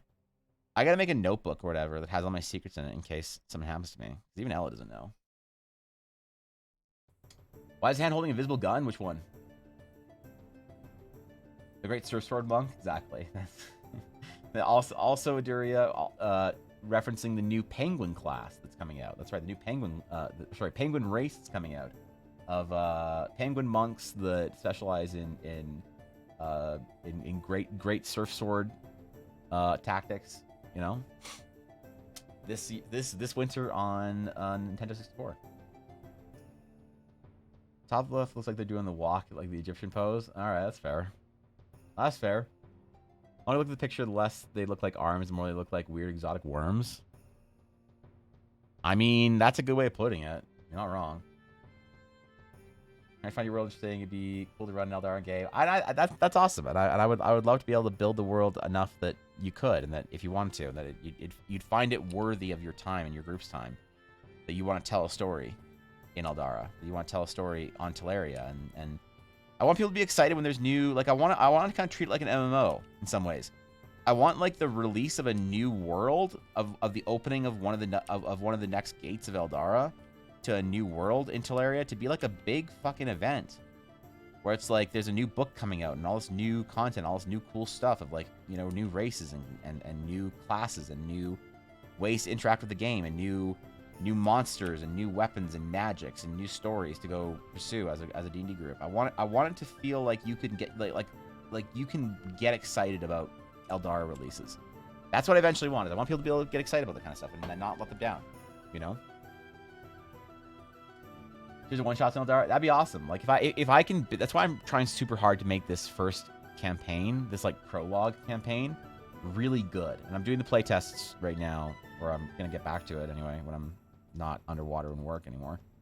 And I want to be able to publish the first module as like, here's a prologue for finding your first story in Eldara. You know, if anyone wants to come play, right? Or it'd even be fun if like a D&D group, whenever like the next Eldara campaign, you know, module came out, they would like pause their game for like a month to play the 4 days, or like, you know, play 6 days or 2 months worth of games in that to play the module. And they're like, okay, that was cool. Back to our original game now. I guess we'll see our characters in 6 months when the next module comes out. And I want that to be something that people can get excited about and jump into. And if people want to stay in Eldara for those 6 months in between campaign modules, I want that to be a really full, you know, fleshed out experience they can have a lot of fun in. And if they want to just sort of pop in once in a while and play the module, then that's really cool too, you know. Penguin monks just put the Madagascar penguins in my head. Oh, yeah, okay. That's unfortunately that makes sense. Can you like the Discord reference? Oh, that one? I mean, it kind of looks like it. Yeah, you're right. Gotta appreciate the Surf's Up reference. Last movie, I always forget about that. Yeah. Sounds like the Gadasi release, or sorry, Genshin release schedule, and we know that works. Does it? I actually have never played Genshin. I've never played Genshin. I've never met anyone who enjoys Genshin. I've met people who play Genshin, but I've never met somebody who enjoys Genshin. Yeah, I don't know. I've never actually played Genshin before, so I don't know what it's all about. I know it's a game a lot of people play, and that's about it. That's about all I got for my Genshin knowledge. a waifu heavy microtransaction gacha game, and that's it. I plan on having the force of death always be evil. I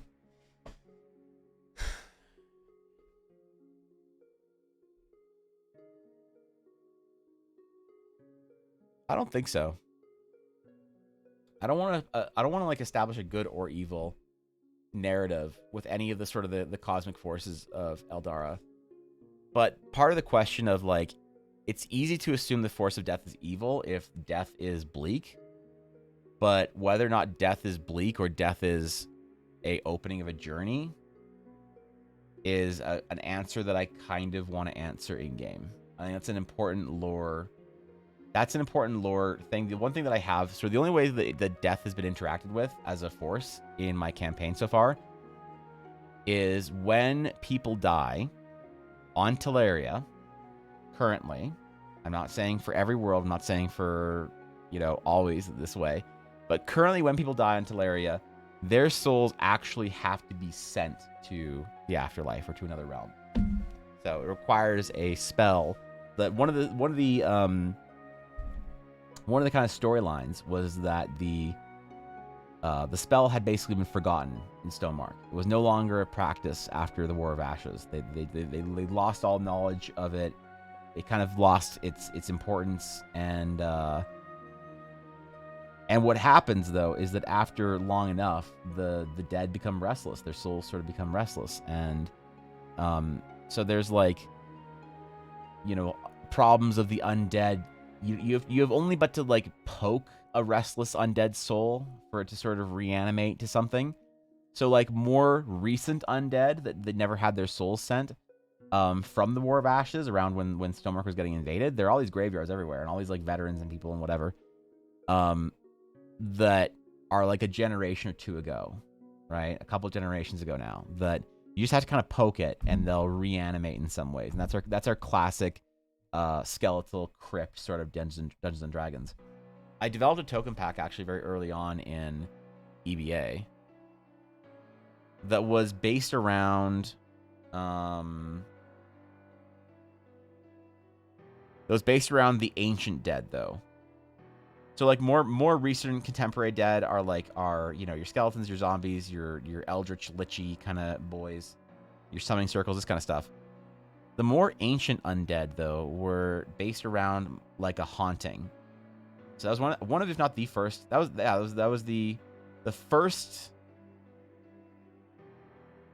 The first token pack I actually made was the Haunted Mire, which was a sort of a merging of more recent dead, and it's not that the recent dead, it's that the sort of the ancient dead takes the possession of maybe recent dead, right, and interacts with it in some way, or the ancient dead takes possession of things from the environment, so they form like these ghostly spectral rock monsters, or like, you know, the skeletons and bones of creatures that have died in the wilderness, or the swampy mulch and rocks of the mire itself. And so battling with the ancient dead was actually a big event in the game, because the ancient dead had not been sent in thousands of years or hundreds of years. The party doesn't know. So when Amelia had knowledge of this, like this art or whatever, that she discovered, part of her class story was discovering this ritual and becoming like sort of a high summoner Yuna like figure. She was like, it was like her duty then to send these dead off after she sort of defeated the main threat, and to give rest to this like ancient legion of warriors that had their souls like deliberately shackled to the material realm. So what you're sending the dead to is a mystery. It's not something that I've adopted a position on in game, and it's not something that's going to be a very easy payoff. Because the problem with D&D, and talking about D&D content sometimes, is that I find a lot of people very much want to know everything about a world, and that's awesome, because especially if you're going to run a game in the world, you have to know the mechanics of it. But I also think that there's a strange payoff that you get when you are patient with your storytelling, where like the story of what the fuck this question is the payoff for doing the quest.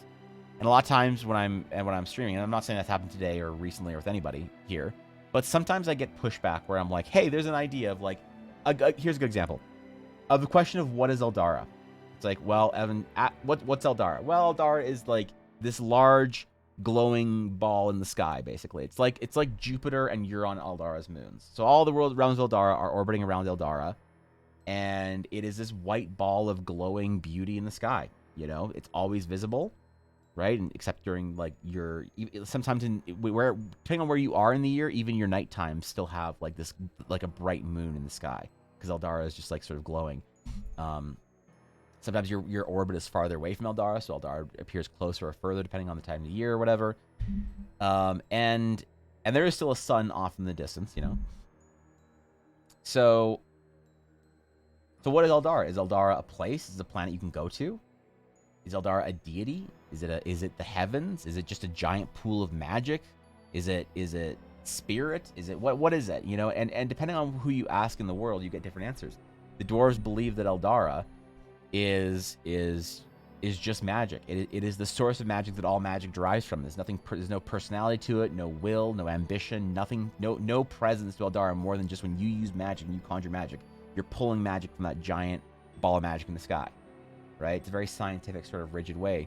The elves believe that Eldara are the heavens, and when you die, you go to Eldara, or you can travel to Eldara with powerful enough magic, and that the Eldarai, the children of Eldara, Eldarai is a translation in Old Eldarin that means the children of Eldara, and so the elves translate that Eldarai as children being people from and of Eldara that have come from or spawned from or whatever. Thus, we are all the descendants of Eldara. We are all the Eldarai, and the Eldarai historically are the elder and ancestors, the elder siblings to us now as the younger races, and whereas there's a different translation in the dragons, and the dragons also use in their draconic language Eldarai as children, but when they derive the word children, they mean of or from Eldara. Thus, the Eldarai were people that live in Eldara, so you can come from Eldara and go to Eldara. It's a world, and depending on who you ask, they'll give you a different answer.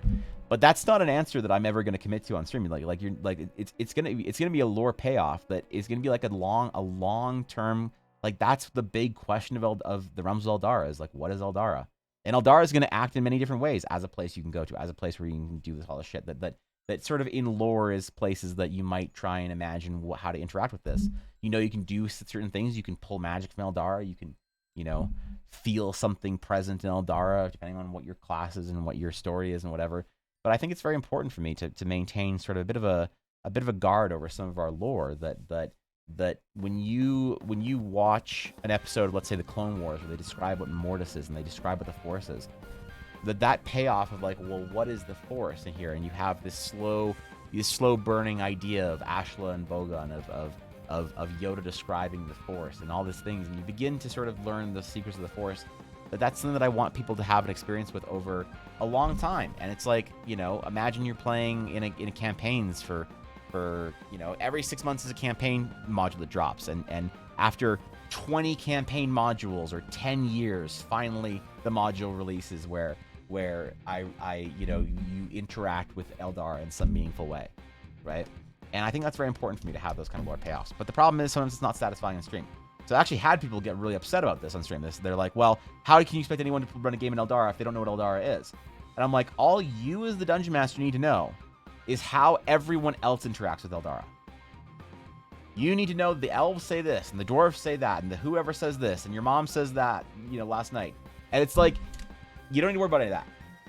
And I want DMs to be delighted by the growing story as well. But I find a lot of DMs and people who are into Dungeons & Dragons and TTRPGs are very impatient. They're like, I need to know all this now. And I feel like it's like, well, you're just guarding this, you know, information because you don't know what's going on and all this stuff. It's like, I don't know, man. I get that once in a while when I start talking about Eldara, but it's why talking about sort of maybe story stuff on stream sometimes is a little bit weird. I feel like the idea, if my entire Twitch channel was branded as I'm making a video game, no one would really be mad about that. It'd be like, oh, of course there's gonna be story payoffs, right? But I think because I brand my Twitch channel as I'm making a D&D experience, I always like to remind people that I'm using Dungeons & Dragons to build Eldara. I'm not building Eldara for Dungeons & Dragons. Very important. There's a distinction there that I make. So, yeah, I don't know. And so how people interact with life and death is kind of one of those answers to questions that has to do with that core concept of what and how Eldar interacts with the rest of the world. Necromancy's thing in Eldar, it is.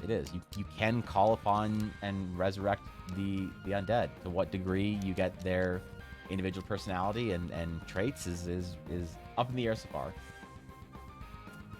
I think about Discworld RPG and the particular character of death in the underlying stories. I don't remember anything with Discworld. I read one book and that was about it. Concept of the dead, not being able to move on, can be a good idea for character race options as half dead or reborn. That's true, actually. That'd be kind of interesting. I never thought about that. You know, I don't have a story for that, and that'd be cool if someone wanted to tell that story. You know, like they were a fallen knight whose soul never got. You know, I had this idea of a story that's not canon, and I don't think I want to commit to this. But idea of a story where they had this like, whenever you would die or whenever you would accomplish something, and if you're part of this like culture, whenever you would accomplish a great deed, you'd be sacrificed. They would execute you, and your soul would be taken and placed into this soul vial. This soul vial that like creates one archetypical hero. And so your heroic deeds and your like uniqueness would be added to this like whatever. And whenever a great threat would appear, they would like resurrect the archetypical hero that comes out like He-Man, fucking Giga Chad, glorious master race, computer PC parts, you know, hair flowing in the wind, whatever the fuck that brand is. You know, to like smite the evil and then return their soul back into the jar or whatever, you know. But I don't know. It's not an idea I really thought was good enough to pursue. But it's the kind of thing where like I want to give DMs a place to tell a story like that. If they want to tell, like, here's the rules of the world. Your story you tell in Eldar is not canon. Your character's not canon. Nothing that happens in your D&D game is canon. Not for me anyway. Not for how I'm going to write the next installment of Eldara. But it's canon for you and your game. And hopefully when the new information comes out, you can find a way to continue your canon within your D&D game. You know? Chaos important. Once you know some of the deepest mysteries, it loses a bit of magic. I think so. And that's kind of why I try and be very careful about how I talk about Eldara specifically. That's like the big one thing. And whether life and death interacts with that is kind of still part of that. So that's viewed in the most TTRPGs like Pathfinder, D&D. Necromancy is always evil. Yeah, and so I guess Wraith wants to. Yeah, I see what you're saying. There's like it's the idea of if necromancy, if death is always a tragic, horrible thing that is always this like that leads to something awful, then it's kind of like, well, what does that really then mean? You know? Yeah. Reasoning works despite people not liking ambiguity. If the force is 100% explained, it had no wiggle room in its workings, would be far less intriguing. Exactly. There's something about, and I don't know what this is about, like on a more meta topic of TTRPG, like sort of fan base, the average TTRPG viewer, enjoyer, Giga Chad. There's a lot of impatience that I find that I don't think we get that often here, because I think that someone who's very impatient and just wants to know everything goes off and reads something that exists already. They go off and they read the new whatever that just came out. They're a Wildmont fan. They're a Forgotten Realms fan. They're Wizards of the Coast, Magic the Gathering, trading card game, playing cards, Ravnica, Dungeons and Dragons crossover fan. They like things that exist already. They can sort of like bite into. So I don't think a lot of those people really gravitate to this stream, because I ask a lot of questions that I don't have answers to. Like sometimes I'll ask things like, yeah, man, what should tieflings feel like in our world? What do tieflings? And I'm asking the question because I expect an answer. I don't expect anyone to have an answer. If you had an answer, why the fuck aren't you doing great things then? Why aren't you designing shit? I just think if we ask enough interesting questions, we'll eventually stumble in the right direction.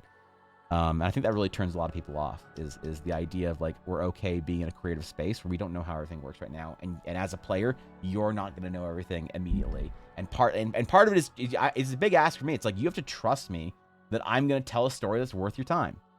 And hopefully I think you gain that trust by telling enough of a story that you're like, okay, he kind of knows what he's doing. All right, that's kind of cool.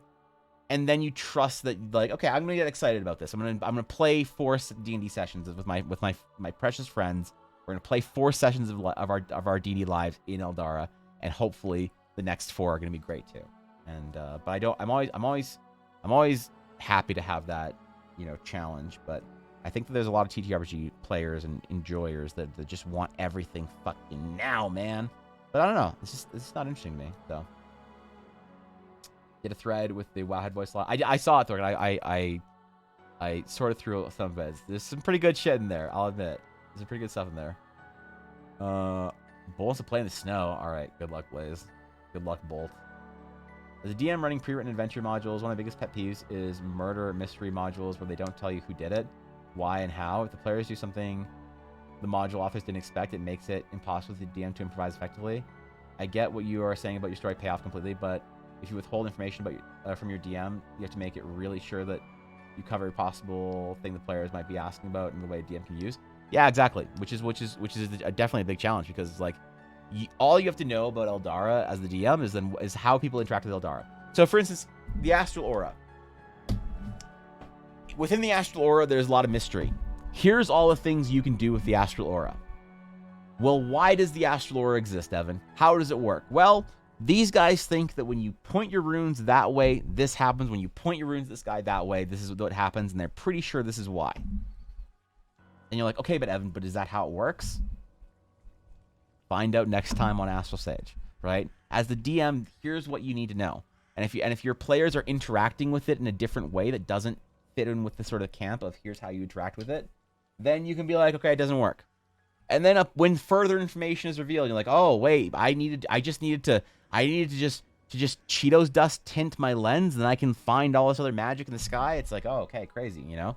So 100%, you need to have your DM in a module, which is why I'm so careful about writing this module. I'm taking so long to write it because I'm trying to figure out all those things and all those questions and all those like basic functions in the world, so that a DM can offer a satisfying explanation or a player can research it or whatever. Without necessarily having to ask me. But yeah, the core ways you interact with the game, interact with the world, I think that is very important. That you have it, you know, fleshed out in a way that's satisfying to interact with, right? But like, imagine you're a DM and your description of the Force is that it's an energy field. It surrounds us, it binds us, it penetrates us, it joins all life, and it is created by all life. And you're like, okay, cool.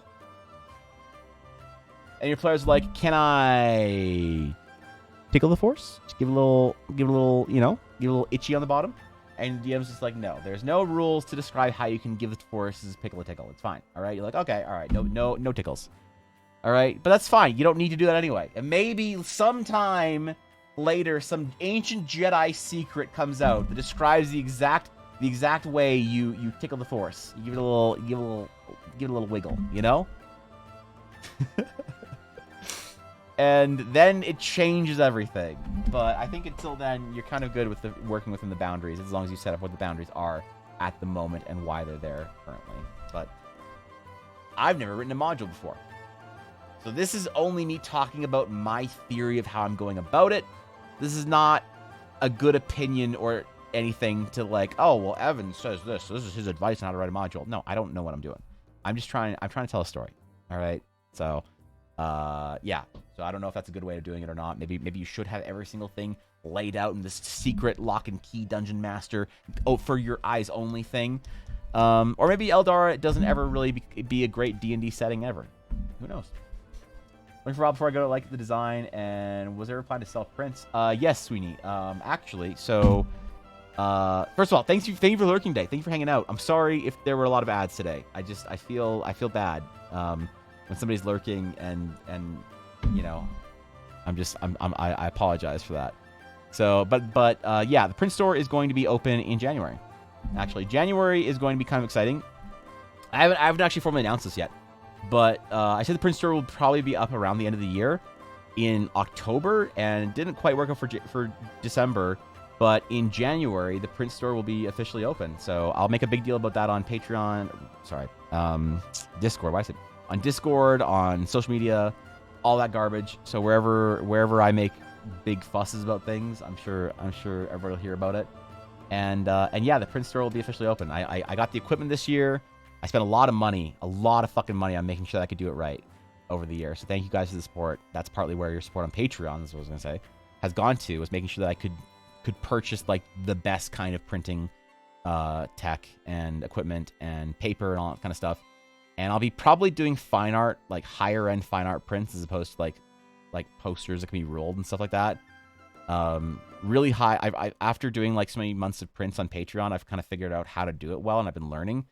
And I've really liked the fine art print, cotton press, fiber, paper, 300 GSM, really thick, really solid, really good papers and really good inks and really good settings and stuff like that to make really good prints of, I think. It'll start off with just being all my sketch prints. And as I start painting this next year, it's going to start including those as well. So, yeah, thank you for asking about that. But it's going to be January. January's going to be big for both Elle and I. I have my print store opening, and Elle is going to have her Dice Patreon opening as well. So, sorry, I missed a lot of chat. Sorry. Where was Sweeney's message? Okay. Let the story secrets unravel as you go. I think so, Bobby. Yeah, maybe if I don't do a great job at it, at least I'll never screw up something by revealing too much. I'd rather get accused of not having given the players and DMs enough than spoiling things that are supposed to be payoff. So, the new one, the other was the ideas and the links. I'll paint. Oh, you made it. Oh, because I saw the shit last night. So, you made one today or whatever. Then I haven't seen it. Pathfinder World. I have a lich who wanders the world. They never did the ritual themselves, as it was a lovers who changed themselves and was going to turn themselves so they could go together eternally. That's pretty cool. Yeah, I like stories like that. I always find it fun to toss in weird, unusual things. Yeah, I like stories like that. You know, natural forces, whatever. The natural evolution, tree hugger, tree tickler, tree lover, Eldar Lord 2023. Yeah, that's how it works. That's how it works. Think of ads, Evan, can you talk about Ella? I can't because she doesn't have any fucking dice, man. She has no dice left. There are no Ella Blackwood dice that are available. All right, it's all gone, man. Everybody got them. Yeah, what do you mean? Talk about Ella? She's already sent off all of her dice and everything.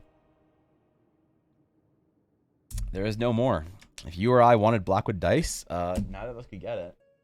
I haven't even gotten my second set of dice from her test advent calendar set. Mostly because Ella hasn't been able to stand anything, so I don't want to alarm anyone. Ella's in a wrist brace for 4 weeks. And she's gonna need to have surgery on her hand in early next year. She pushed really hard to get her advent calendars done, and she'd already been having wrist pains. She's always had wrist problems because she broke her hand in a really bad way when she was a lot younger, and doctors fucked it up and didn't set it properly and whatever. But now it's kind of come back to it, and so she's been talking to a hand surgeon, which is great, about how they can, you know, fix this, and she'll be out for like 6 weeks or whatever. But it's kind of thing where like, oh yeah, and then you don't have these awful hand problems for the rest of your life. You can actually do stuff. But she has something called trigger finger and whatever else from holding dice and doing stuff in a certain way. So she's been working very slowly and wearing this wrist brace and stuff. But she went for an ultrasound. They're like, oh, by the way, we think some of your bones are cracked in your wrist. And she's like, huh, okay, all right, back to the X-rays. So yeah, thank you, entities. She is very, if nothing else, Elle is very strong and resilient. So yeah, but she's just dealing with that right now. So she probably isn't going to be making many, if any, sets before the end of the year, unless she figures out a way that she can do it and sand her dice and polish her dice. Because she spends like, Ella does not mass-produce dice. Ella spends hours and hours and hours on single dice sets. All right? Even if I'm going to brag about Ella for a second here, because I'm fucking proud of her, because she's my wife and I'm proud of her. And I get to brag about her. So she has sent her dice to other dice makers through these like dice exchanges they do in the dice core dice community. And she's gotten lots of other dice makers to like send her dice, and then she sends them dice, and it's like the whole theme thing. It's really awesome. Like, honestly, dice makers have a really cool community. But she's gotten so many compliments about how her polish is like the best people have ever seen. How her dice like quality and like standards are like I can't believe you like take your dice to the standard. It must take you like 4 hours to do polish. And she's like, well, yeah. Yeah, what do you mean? Yeah. And they're like, oh, geez, that's just a long time to set on a spec. So like Ella never wanted to make dice that were like she said her idea is that if you want like an easy set of dice that's like whatever, you know, a new pretty colors, it's like, well, there's Chessex for that. There's lots of dice makers. But her passion is making these really refined dice that are extremely like polished and perfect and beautiful and stuff. So I'm really proud of her. She does that with her dice. So if she can figure out a way to do that, she might make a couple sets this month. Let me be clear. I didn't understand having a set too pretty to use until I started opening the advent calendar. Oh shit. Yeah, Steph, even your videos have been inspiring. Like, actually. So if you guys want to see some of Ella's sets, on Instagram and TikTok, I think. I'm not sure if Steph's been uploading hers to Instagram. and in our dice Discord. A solid 7, usually a solid 7. There we go. But Steph and Fox have been uploading their progress with their Blackwood Dice Advent calendar, and Steph's amazing, horrifying mimic. And so legit, if you want to see, like, keep up with it, like on TikTok and on Instagram, you should follow both my mods. They're wonderful, amazing individuals, and I love them both dearly.